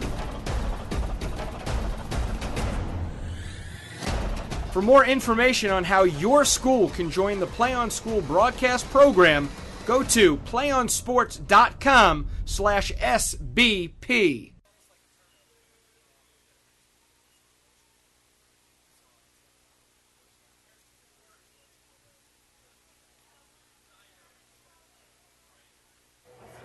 He couldn't see John Clay late hit, nor could I, and the only thing we could think of is maybe that there was something that happened well after the play, that maybe a driving something was said that would seem to be very helpful for John Clay or other defensive. Tough call when you didn't see him. Just to recap things for you if you're joining us late, Lovett scored with just 11:43 to go in that first period, 11:42 to go. Grant Haley scored on a 13-yard scamper as the Lions recovered a swing pass fumbled by Blessed Trinity. A great hit by Wynn Martin, forced the ball loose, picked up the fumble there. Very next play, sweep by Grant Haley, and a touchdown. 3 plays counting the kickoff, and Lovett's up 7-0. And then the Lions took advantage of another Blessed Trinity miscue to score with 8:44 to go as Candler went over from 1 yard out. And the scoring ended late in the second period as Blessed Trinity drove at 80 yards, as Ward said, thanks to 40 yards and penalties against the Lions that allowed for Shelton on a perfectly designed draw play. Yeah, third and goal from the 15-yard line, and we blitzed on the outsides, and the middle was wide open, and the young freshman running back put a little juke move on about the 5, missed the tackle there. That was ducking in person. We even had a chance or even touched him. By the way, more scores courtesy of Thompson Reporting Services. Carver leads Spencer in the third period, 35-0, and LaGrange at the half, 21-17 over Noonan. That's for the pride of West Central Georgia.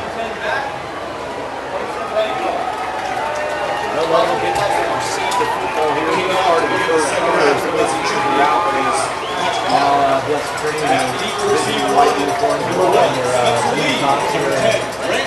Nice humid summer football night here as we're about to get away here in the third quarter.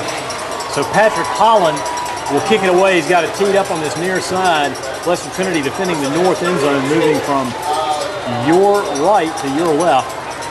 And Holland's just going to take a 2-step and boot it short to Haley at the 22. Haley comes towards this near sideline.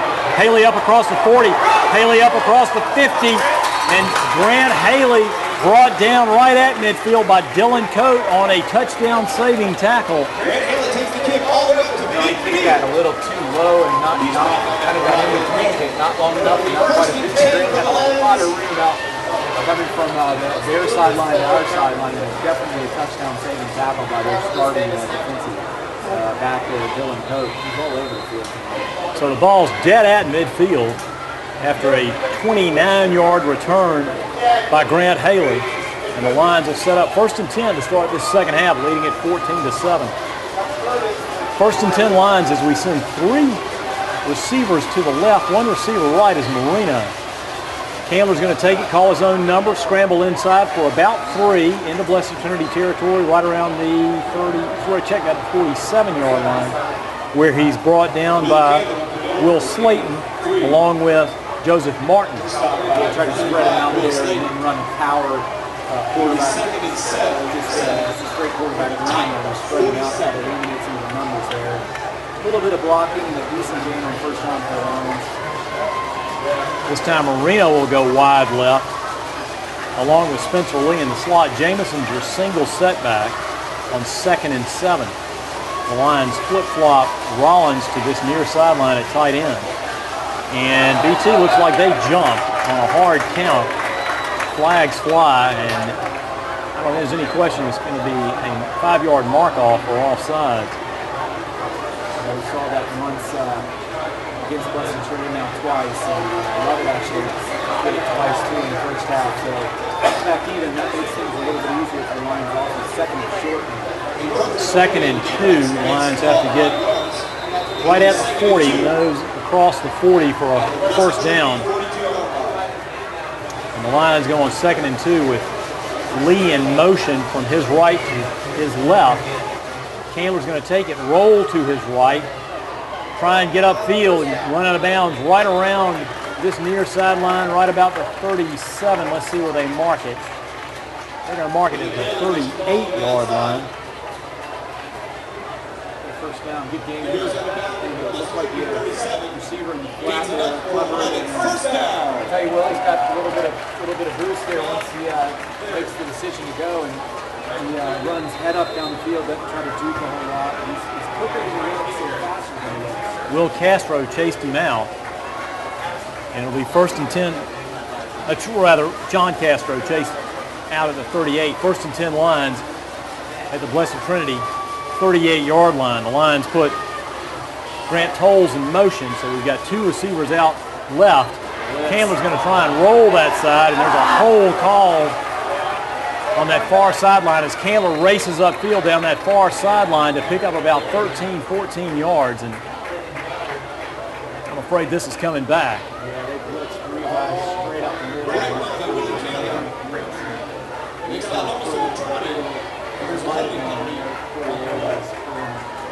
By the arm there.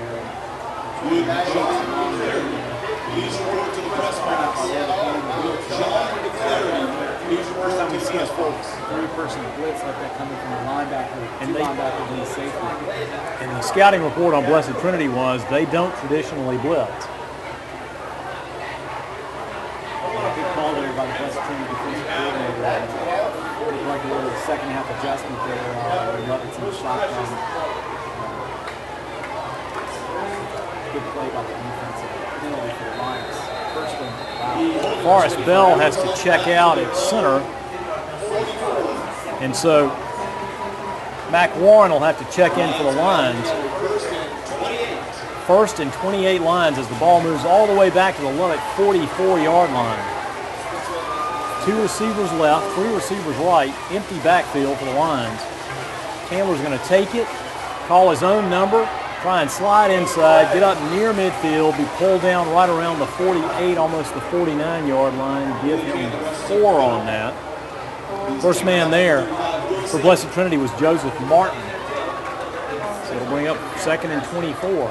A promising opening drive for the Lions turned disastrous with that holding penalty. Great field position after the wonderful return by Grant. Holding penalty set us back, and it's about a 15-yard penalty of 2nd and long that Lions. Shotgun set for the Lions, and I didn't think we jumped. I thought he left early. And they're going to get us on a false start on the body line. We'll see here. Let's check the call. I guess it's false start against Tej Suber on that far side. He must have squatted into his block real quick.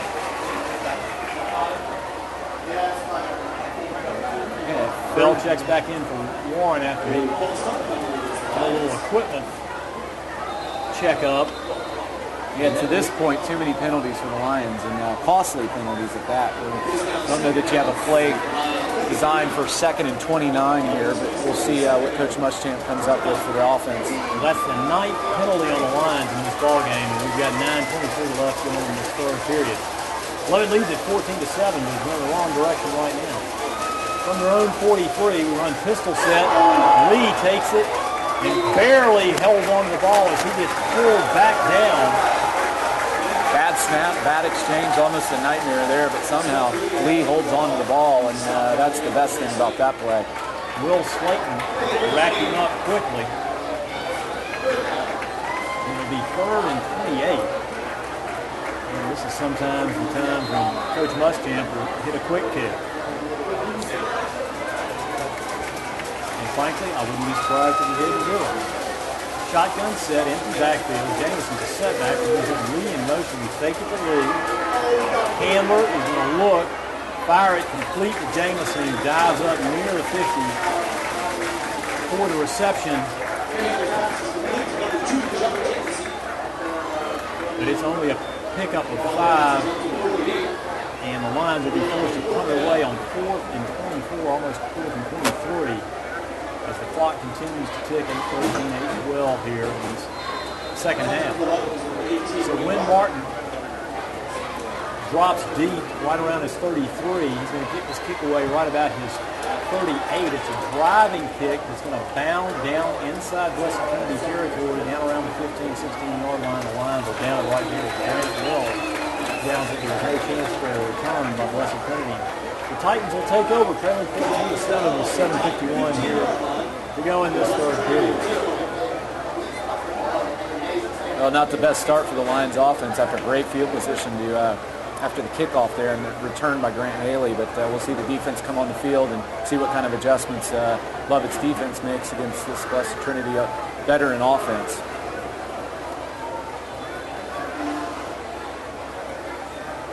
So 1st and 10, Titans at the Blessed Trinity 16, moving from your right to your left. McManus motions his receivers to come back into the huddle. We'll see if a little bit of the heat comes into play. Last week we saw a lot of cramping in the second half by both teams, and especially Lovett. There's an eye set, quick snap to Mertz. Mertz goes slicing off the near side, picks up about 2 up to about the 18. Got more yardage than I thought it would. I thought he was wrapped up around the 17. He's got a quick burst, and it looked like he was wrapped up back there almost at the line of scrimmage or even behind it, but he fell forward. A good surge there for about 3 yards. Coletti and a host of other lines brought him down. We'll call it a pickup of 3. Ball's just shy of 19. Lions still running that 3-5, that familiar 3-5 Coach Privish has had in place for many years. And now the Titans will have 2 receivers to this near side, tight eye set. Put a man in motion to this near side. He's going to try and fire it complete to Coate. And he's going skipping out of bounds right around the 24-yard line. Wynn Martin pulled him out right there. And they'll make it 3rd and 2 from the 24. They're not afraid to throw it, wing it around, anywhere on the field. And the scouting report is true. We picked up the report that almost everything is kind of a short, quick-hitting pass, and that's been true tonight with the exception of maybe one throw down in the end zone, which was almost a throwaway. So it's 3rd and short here for Blessed Trinity. Big momentum kind of shift going here, potentially here in this play. So the Lions bunch it up as Blessed Trinity on 3rd and 2. Fakes it. McManus is going to roll out and throw it incomplete as Tyler Shiplett makes a great play on the ball, diving. I couldn't tell if he tipped it away. Pass was intended for John Davis in midfield. Well, he had a lot of room to look like he might try to run it, and then he had an underneath receiver that was not any more open than his downfield receiver, which was going to take a very well-thrown ball. And interesting play call there by Blessed Trinity, throwing about an 18 to 20-yard pass downfield, and Lovett comes up with a stop on 3rd down.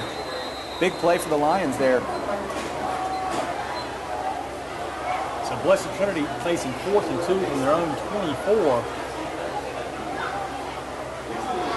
Good snap, and Etheridge is going to boot this away, and Haley's going to call a fair catch right around his 43-yard line. 38-yard punt. The Blessed Trinity no return. We call it actually 34-yard punt, no return. And the Lions will take over. 6:50 to go here in this third period, leading at 52-7.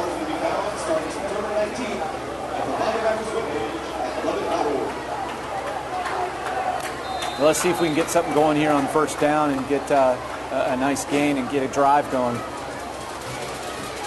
Shotgun set for the Lions on 1st and 10. Candler as Jamison is a single setback. He throws it underneath to Martin. Martin goes looking for running room and gets across the 45 up to about the 46. Probably picks up about 3. Miles Kinder brought him down right at the 47. So give him 4 to make it 2nd and 6. You just get the feeling, Richard, that there's some adjustments in the flow of this game for both teams' offenses is kind of getting into a little bit stuck here, and the plays that they think would be able to work are just not quite being executed like they had anticipated. That little tunnel screen picked up 4, so it's 2nd and 6. Shotgun set for the Lions. We're doing shotgun all night. Candler takes it, fires it complete to Mitchell Marino for a first down right at the 40. Let's see where they mark it. It should be 46. Should be enough for a first down, and it is. In Blessed Trinity territory, Kyle Evans hit Marino quickly. Marino went up high and brought it down. Well, formation dictated that successful play right there, as we had a lot of people over on the left side of the line and kind of single coverage over here on the right, and a well-thrown ball and a good first down completion on a quick throw, too, so that blitz couldn't get in there. 5:50 to go. Here in this third period, Lovett leads at 14-7 and faces 1st and 10 in Blessed Trinity territory. Lions in shotgun set, fakes it to Winborn. Candler keeps it himself, has a little bit of running room, scrambles ahead across the 45, down inside the 45 to the 42-yard line, getting 4 on that one. Well, good fake there, and kind of a few of the defenders went out to the left with Winborn, and the keeper had some room there. Quarterback Willie Candler, a nice little run, 4 yards in traffic. Sam Roberts tripped him up, and Miles Kinder along with Joseph Martin finally brought him down. The Lions are in no hurry. They're going to milk as much clock in this game, I think, as they can, even though it's third period. Shotgun set for the Lions on 2nd and 6. We put Winborn in motion. We hand it to him running wide. He tries to get wide. He's up across the 40, down inside the 35, and hits hard going out of bounds. Chris Keegan laid the wood to Winborn, and Winborn picked up 8. Great block there on the edge by Grant Tolles, junior wide receiver, holding the edge there and not holding, so we could spring Winborn for a big gain and a first down. Good drive going here by the Lions. Much needed too, by the way. So 2 critical first downs for the Lions thus far. And would be very, very nice. 1st and 10 Lions at the 34. Just wholesale shifting right now. Pistol set and leaves with tailback. Candler's going to take it, fake it to Lee, look for Jamison, roll out this side. He completes it to Jamison. Jamison tries to fight back inside, picks up about 3. Down to about the 31, just inside the 32, about the 31. Jamison, he kept his feet and just kept coming to the sideline instead of trying to juke somebody. Well, that play was, Willie Candler did everything on that play because they blitzed and got on the edge there, and he had 2 guys right in his face, and he did a pump fake, which got those guys up in the air, and then he went around and threw the completion. But you're right, if he'd have kept going to the sideline there. Jazinski slowed him up, and Shelton finished him off along with Miles Kinder. 2nd and 7 Lions. This time we go I set for the first time in this game. We fake it, we give it off to Lee, and he's going to barely make it back to the line of scrimmage. Yeah, big Jim Murphy played that well. And new formation for Lovett. First time we've seen that tonight. Jim Murphy, in his defensive line position, stopped that from no gain. 3rd and 8. Right at Blessed Trinity 32. Big 3rd down. I have a feeling you might see the quarterback keeper and think about 4 down territory here. And make that same comment. Maybe 4 down territory now inside the 35. So shotgun set, pistol set. Tolles goes in motion. We fake it. Then we give it to Lee, and we miss a block right at the point of attack. And Lee picks up maybe a yard down inside the 32. It'll make it 4th and a long 7. No, that's no gain. Yeah, I think they were thinking 4-down territory there and maybe get 3 or 4 or 5 yards with the lead tail off the left guard there, but there was no room, and the interior line of Blessed Trinity is winning the battle here on those last 3 plays. And sure enough, the Lions are going for it as Austin White checks in as a running back for the Lions. Shotgun set, and Blessed Trinity jumps, so that may make this field thing a little easier. Possible conversion. Hard count. Miles Kinder jumped off sides on the hard count, and that's the 3rd one of those, 2nd of this half, and that's big right there. 4th and long becomes a little bit more manageable, and you might even think that they were going to, I don't even know if they were going to run a play right there, but the hard count nonetheless worked, and now you know they'll run a play on 4th down here. Really moved the ball inside the 30 down to just inside the 27. The Lions have to get to the 24 for a first down. It looks like Coach Muschamp is going to call a timeout, and he does with 2:16 to go here in this 3rd period with the Lions leading 14-7. So a timeout on the field. Lovett leads at 14-7. What is the annual fund, and where do its dollars go? Whether it's inside or outside of the classroom, the annual fund helps Lovett live up to its mission of nurturing the whole child, mind, body, and spirit. As is the case with fellow independent schools, the annual fund is a yearly fundraising appeal to bridge the gap between the total cost of running the school and tuition revenue. Tuition alone cannot fund the entire cost associated with the private education at Lovett or any other independent school. Tuition only covers 80% of our school's annual operating budget. Lovett relies on gifts to the annual fund to raise a portion of the additional 20% needed to sustain the school's commitment to providing each student with the highest quality education possible. School is courtesy of Thompson Recruiting Services. Some early 3rd period scores. North Hall leads Chestatee 14-7. Buford leads Elwood County 7-0, and Dawson County over Lumpkin County 28-0. All those schools courtesy of Thompson Recruiting Services school division. So the Lions face 4th and 3 on the Blessed Trinity 27. Shotgun set, 2 setbacks, Lee and Jamison. Blank, Handler takes it, calls his own number, tries to come to this near side. He's got the first down. He's down inside the 25, just shy of the 23, but he's picked up just enough for a Lovett first down. And Pat Jasinski with yet another tackle, but it was just enough for Lovett. Handler went down right at the 3. That big 4th down call, and they went to the bread and butter play and got just enough for the first down. See more confidence with Willie every game, the Lovett sophomore quarterback. He gets better and better each week. 1st and 10 Lions from the Blessed Trinity 23. Shotgun set. He fakes it to Lee, pump fakes, and he's going to float it deep. Wide open. Complete. Touchdown Lions. Jack McGranahan alone on this near sideline, catches it in the end zone. The Lions go up 20-7 with a minute 49 to go here in this third period. What a play. That was a great execution, great play call. Like I said, wide open. Jack McGranahan in the end zone, well, just shy of the end zone, and a perfectly thrown ball, and an easy score for the Lions after such a hard-fought 3 or 4 plays there to get the first down on the 4th down there. Mac Warren to snap. Luke Hart to hold. And Brendan McGowan boots it through. Your new score, Lovett 21. Blessed Trinity 7, minute 49 to go here in this 3rd period. Richard, you just got the feeling that with a 14-7 halftime score and the game getting a little more competitive and a little more of a true trench battle, the next score is going to be hugely important no matter what team it was. The Lions get the big drive there and the big 4th down conversion, and then the home run after that on a beautiful throw and catch and a nice touchdown drive. And take the lead 21-7 with a minute 49 left in the 3rd quarter. Big drive by the Lions.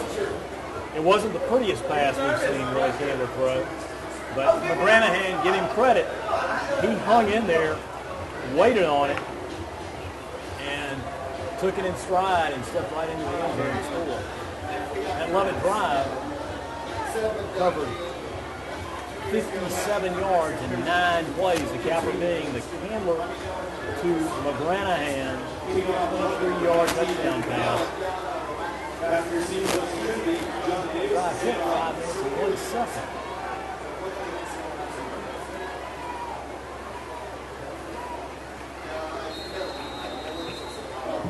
Gowan tees it up, and he's going to pooch it short on this side where a fair catch is going to be called right at the 36-yard line.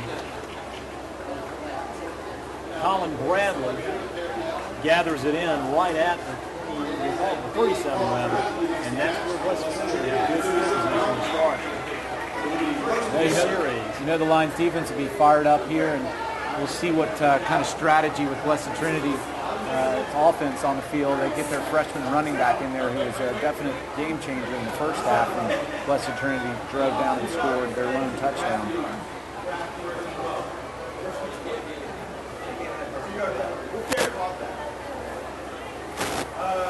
The officials are taking a little bit of water time out. I can't blame them. It is a humid night. By the way, Jefferson and Commerce have knotted up early in the third period, 7-7.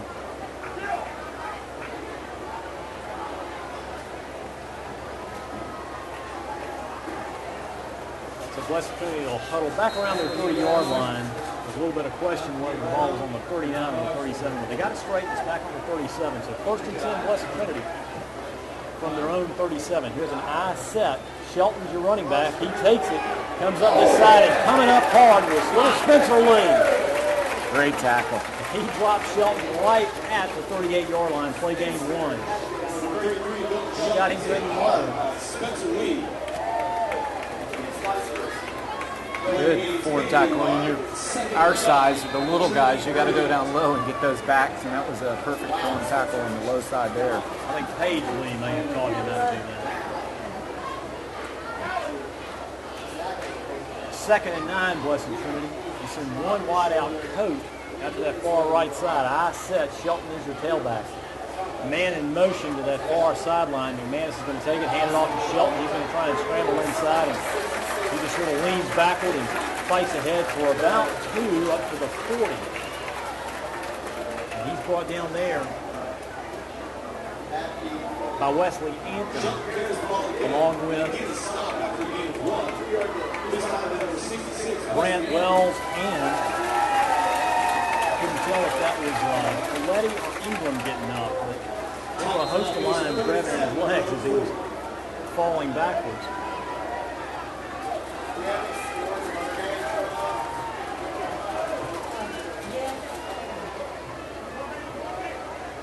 On third down, McManus is in trouble, and he's going to try and keep it, but he gets away from one man, gets away from another, and fights ahead over across the 50 and makes a nice run. He couldn't wrap him up. I don't know what happened. Wells thought he had him, and so did Wesley Anthony think he had him wrapped up. Give McManus credit. Yeah, that was just a all-out effort by the quarterback, break a couple tackles that were going to be well short of the first down, and he not only gets the first down, gets a few yards after that, and that's an all-star play right there by the senior quarterback. 4 seconds, 3 seconds, 2 seconds. Are they going to call it? Yes, they did. That'll do it for the third period, but Blessed Trinity is in business in Lovett territory at the 47. We've got 12 minutes of football left. We played 36. And Lovett leads it 21-7. I want to thank our sponsors on the Lovett Football Network. We're fortunate to have the sponsors that we do, because without them we could not do these broadcasts. Ruth's Chris Steakhouse, Midtown Bank, GeorgiaPrep.com, Omni Contractors, Verizon Wireless, Play It Again Sports Buckhead, Thompson Reporting Services for real-time court reporters, Jonquil Sporting Goods, Surf Corp, Virtual Offices, and Camelli's Gourmet Pizza Roll. Got a break here. 4-4 in the top of the 6th. Braves got down 1-0, then got up 4-1, and then gave up a few runs. Now it's 4-4. The Phillies pitching. Halliday has been knocked out of the game. Doc Halliday. Aguilar pitching for the Braves. No. Minor just got knocked out of the game.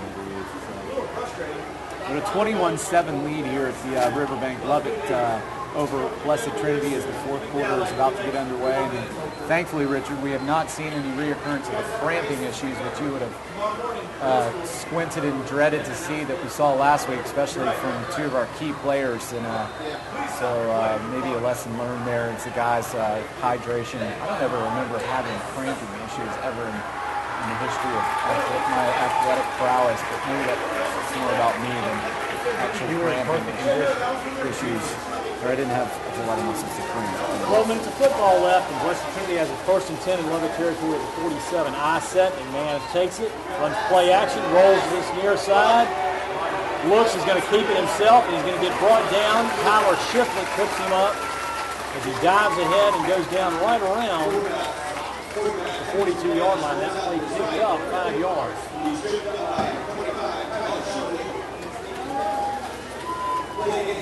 Any sort of a stop would be huge here.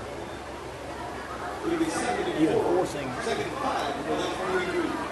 forcing a long field goal would be huge.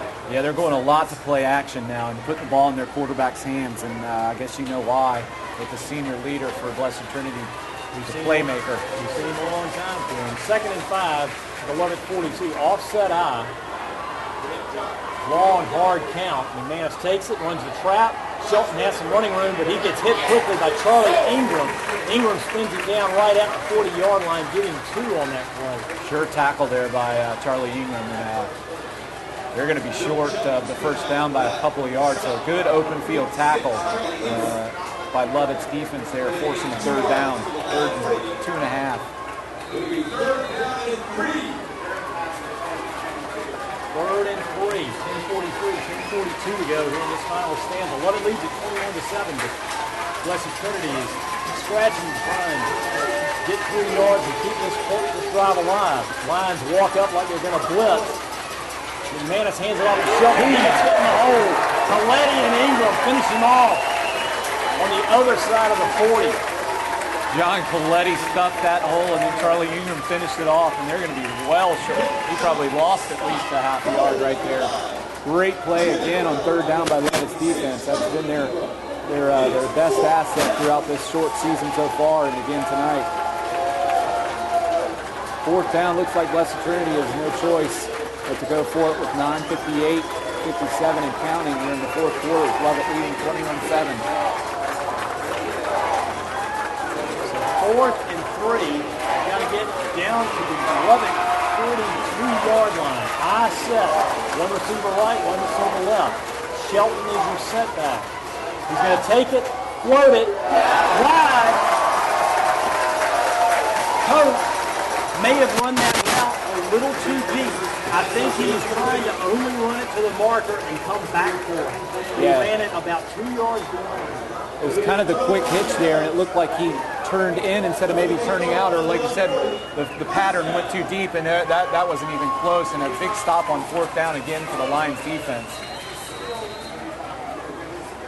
Coverage out there was pretty solid as well. And give Will Garrity credit for putting those big, tall arms up and forcing a little bit of a high, late throw. Shotgun set for the Lions on 1st and 10 from their own 40. We hand it to Lee. He cuts inside. And he picks up about 4, running hard off this left side. Good block there by John Jamison on the edge to get the allow for that play to gain positive yardage. Sam Robertson, Will Slayton hitting, but not before he picked up almost 5. Ball's just shy of the 45-yard line. Lions lead at 21-7 here on the Riverbank. And the clock's going to tick inside 9 minutes before the Lions get this play off. Shotgun set, 2 receivers to this near side to the left as the Lions move from your right to your left. Jamison's your single setback. Now we're going to put Lee in motion. We hand it to Lee again. He cuts back inside, keeps scrambling his feet, and he's going to fight ahead for about 4 up to near the 49-yard line. Spencer Lee really moving those feet.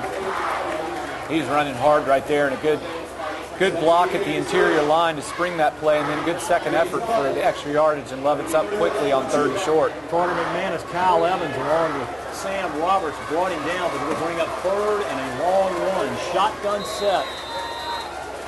Cameron's going to take it. They're going to run the trap, and he goes down just shy of the 50. He lost his feet. And the Lions have decision time here.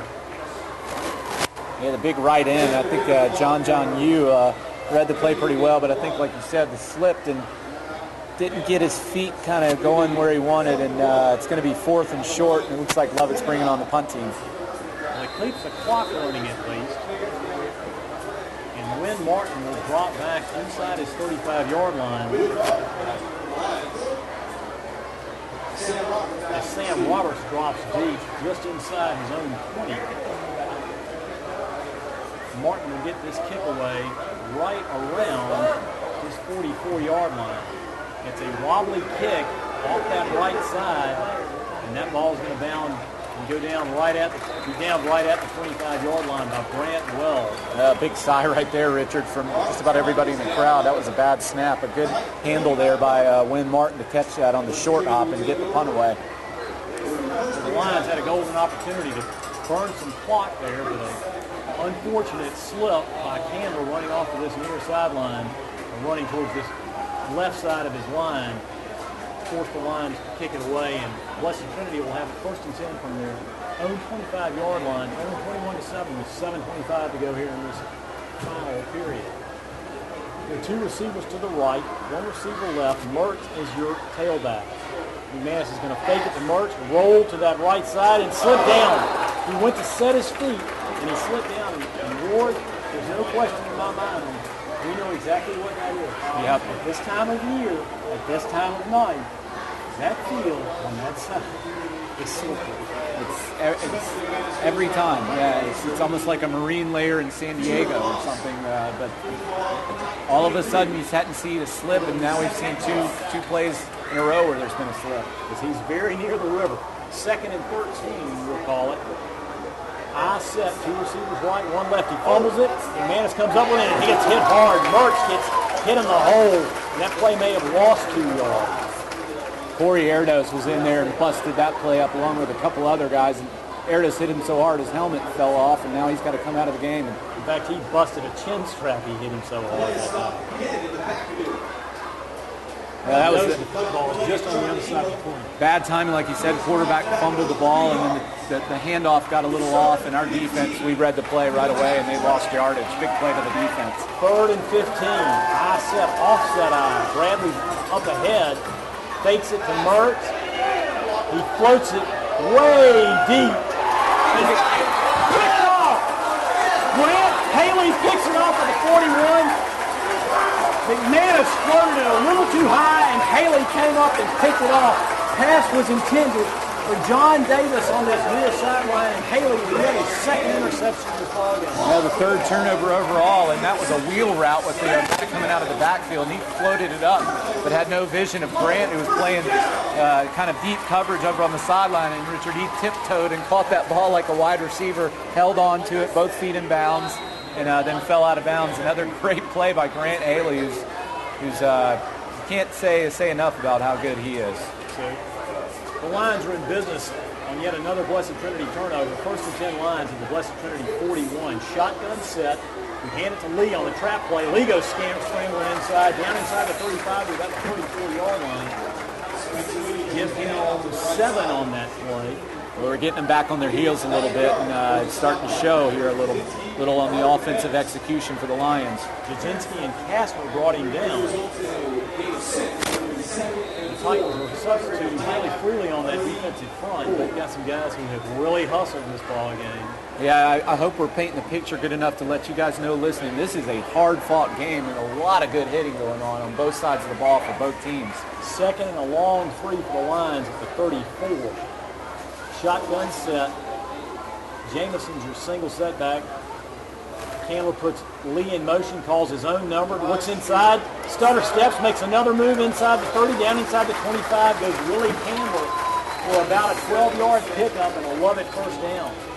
Well, sometimes the timing of the play going a little bit slower, not at quite full speed, is better, and that's indication there because he stutter stepped, let his blockers get for him there, and ended up getting the 1st down and more. Blessed Trinity calls timeout on the field. That's Blessed Trinity's first timeout of this second half. And so with timeout on the field, 5:12 to go, Lovett leads it 21-7.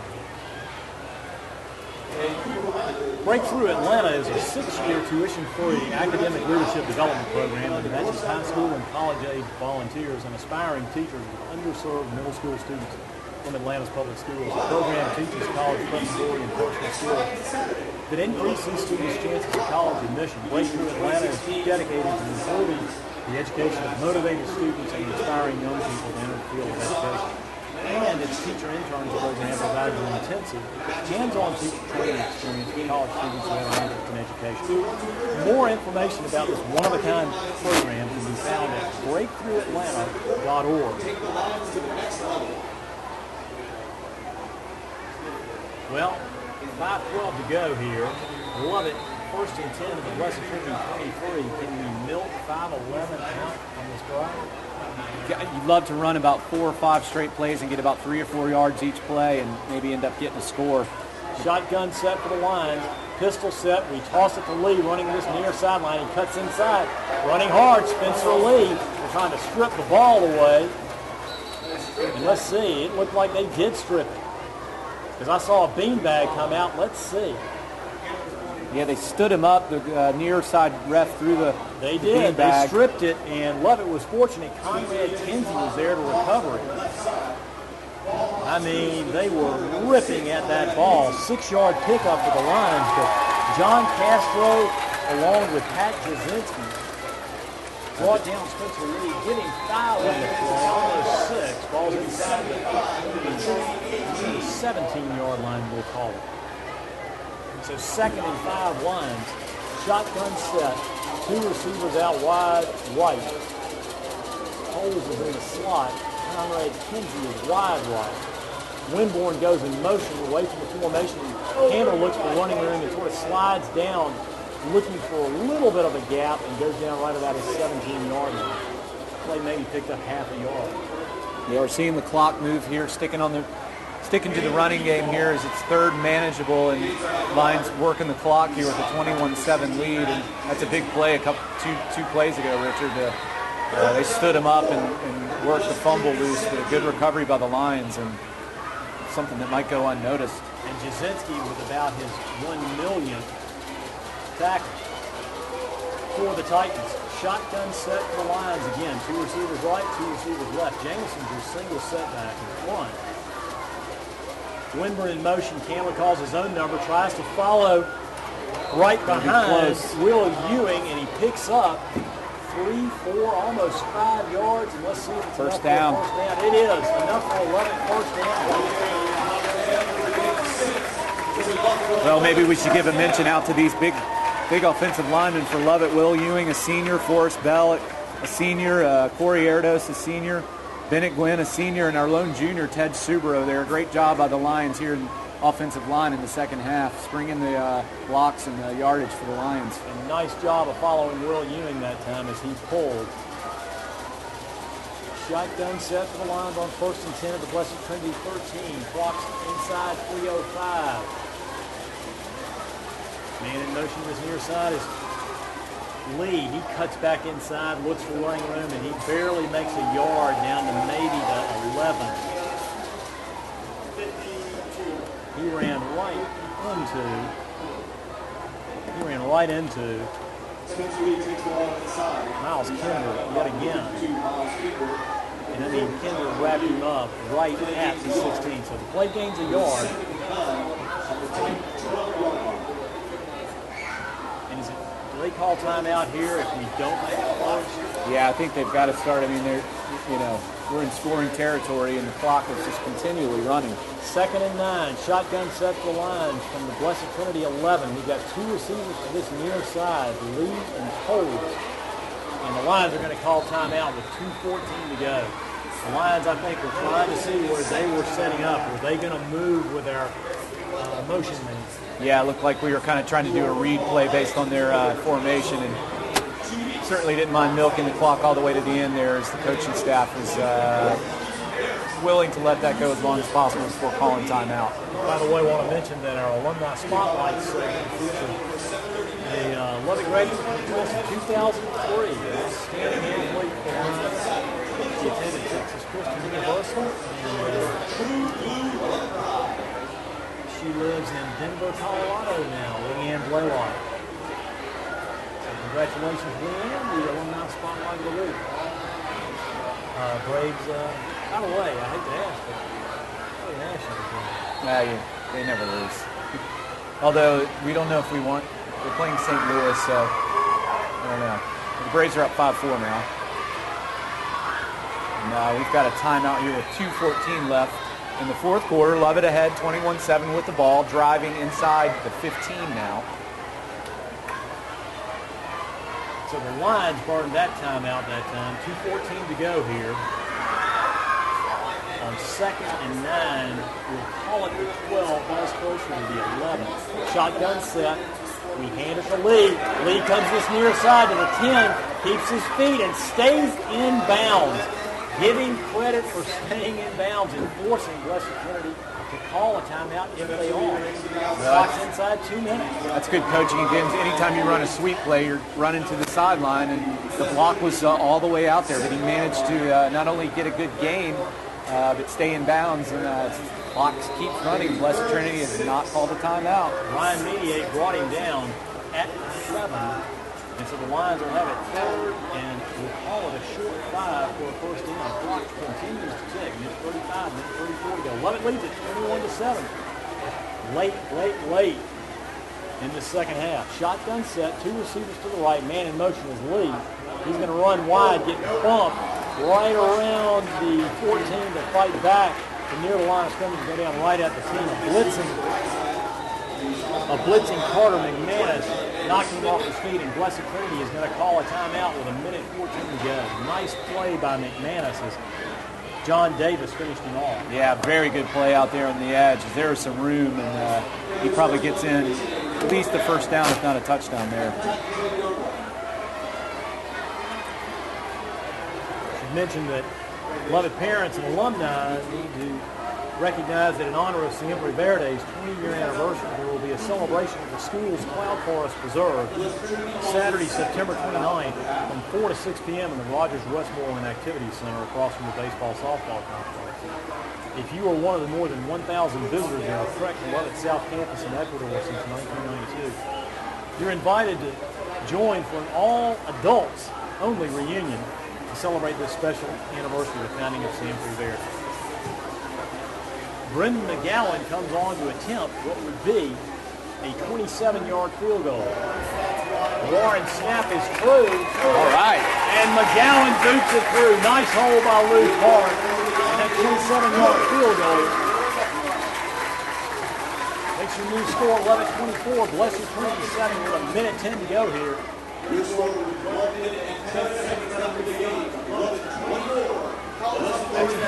That was impressive. Coach Muschamp was the first one out there to congratulate that. That was an impressive drive, ball control, first downs when we needed.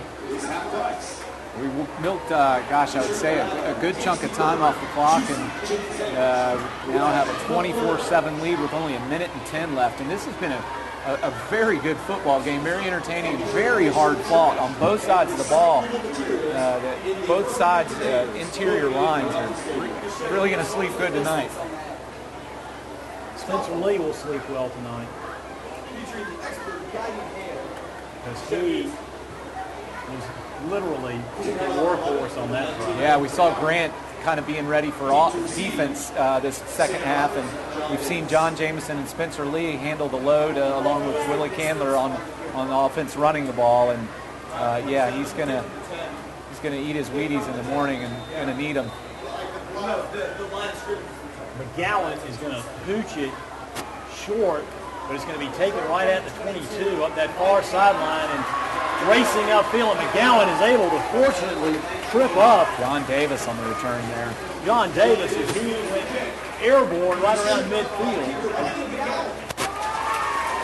I don't think we were looking to kick it that deep. I think we were looking as Coach Muschamp starts pointing up to Brendan saying, higher, kick it higher. Yeah, we saw that same play with Grant Haley to start this third quarter, and he got a big return, same as John Davis did for Blessed Trinity right there, but I might be too little too late here as Lovett leads 24-7 with only 1:03 left. Blessed Trinity only has one timeout remaining. 1st and 10 at the Lovett 47. Shotgun set, 2 receivers right, 1 left. McManus takes it, fires it out to this near sideline. Oh, pass falls incomplete. It was intended for Sam Roberts on this near sideline. Didn't try and throw deep there. That was interesting. Yeah, real short throw. Would have only been a 2 or 3 yard gain because he was at the sideline. But Lovett will take that as 6 seconds went off the clock there. Pass ball's incomplete, bringing up 2nd and 10. 58 seconds to go. Lovett leads it 34-7. And Blessed Trinity sends 2 receivers again to this near side, 1 left. I set. He runs play action. He's going to throw it deep. And Wynn Martin's going to pick it off deep right around the 16-yard line. And that should do it. The Lions should be able to go with Coach Muschamp. He plays the formation, probably victory formation. And take a knee. Put the ribbon on this 24-7 victory. Yeah, Coach Privis was jumping up and down. You don't often see him get overly enthusiastic until the game is over, but he's dropping his headset on the table down there. And his defense showed up again tonight and has given up a total of 10 points this whole season, and that was an impressive game again. And the senior making the big interception. That's Blessed Trinity's 4th turnover. We could throw in 2 more if we wanted on the 4th down stops by the Lions defense tonight too.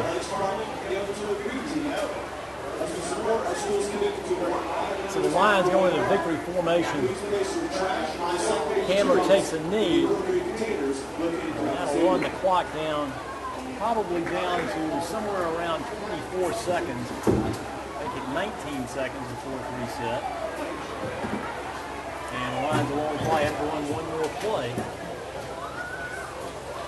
But give Lovett credit. They took advantage of what they needed to take advantage of, and that is some gifts from Blessed Trinity. 2nd and 10, and again, Candler takes a knee, and that's going to do it. 14, 13, 12 seconds to go. So Lovett stops the Blessed Trinity winning streak here on the riverbank. Blessed Trinity has won the last 2 times they had visited here. The Lions won the last 2 times they visited Blessed Trinity. So finally, the home team wins in this series. And Lovett goes to 2-0 on the young 2012 season, while Blessed Trinity drops to 1-1 after beating Westminster last week. 5-20.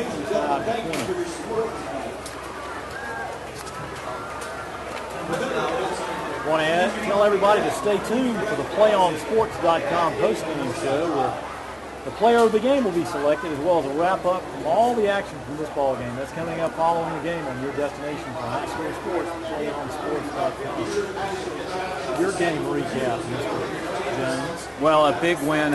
Lovett moves to 2-0 on the year with their 2nd impressive win in a row over a school that is certainly to be respected, as Lovett wins 24-7 tonight over Blessed Trinity. And just a hard-fought game. We hit on that note over and over again, and how physical this game was. And these big players for both sides really in the trenches. There was some warfare down there, and some big hitting, and Lovett comes out on top 24-7.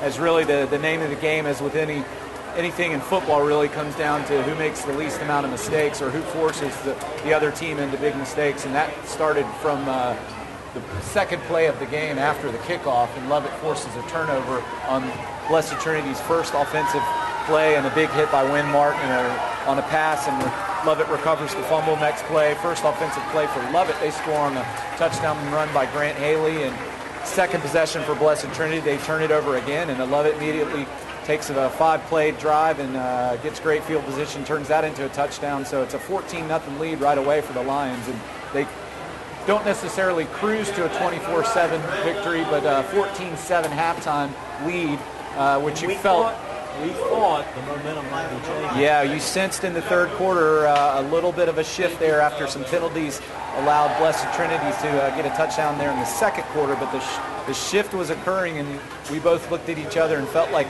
whoever was going to score first in that third quarter was going to really take the momentum. But Lovett gets a fourth down stop in the third quarter and ends up putting together a big drive and a break-open pass play there, the first kind of deep pass play that was open the whole night, and takes a 21-7 lead, and then in a sense runs out the clock after another fourth down stop in the fourth quarter and kicks a field goal and clinches the victory 24-7. The final score might not be totally indicative of the hard-fought physical nature of this game, but Lovett gets 4 turnovers, Richard, and 2 fourth down stops, and en route to a 24-7 victory, and that's going to pretty much sum up your post-game wrap-up there, thanks to our sponsors.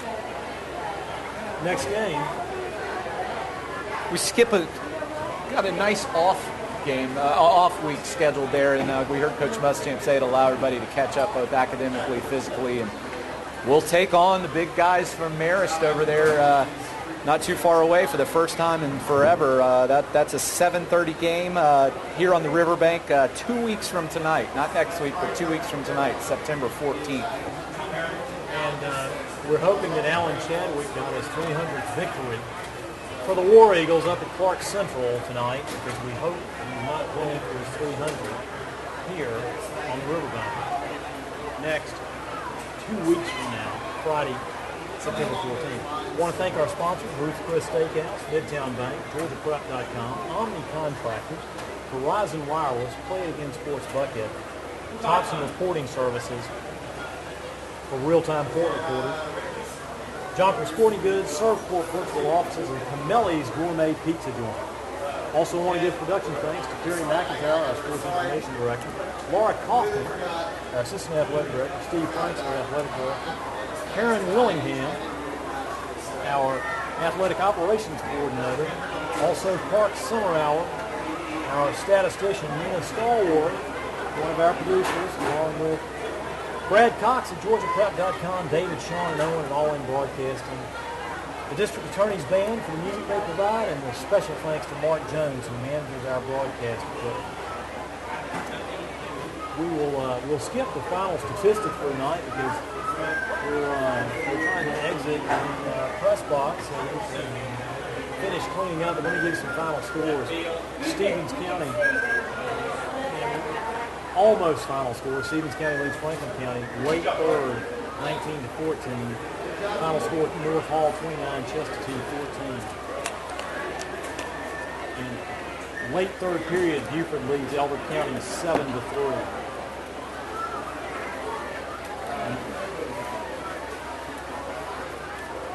Lamar and Spalding apparently tied 3-3 in a final. Wow. Which obviously is not a region game. That's courtesy of Thompson Reporting Services Scoreboard. Well, we'll see each other in 2 weeks. I enjoyed my golf round with you last Friday. Yeah.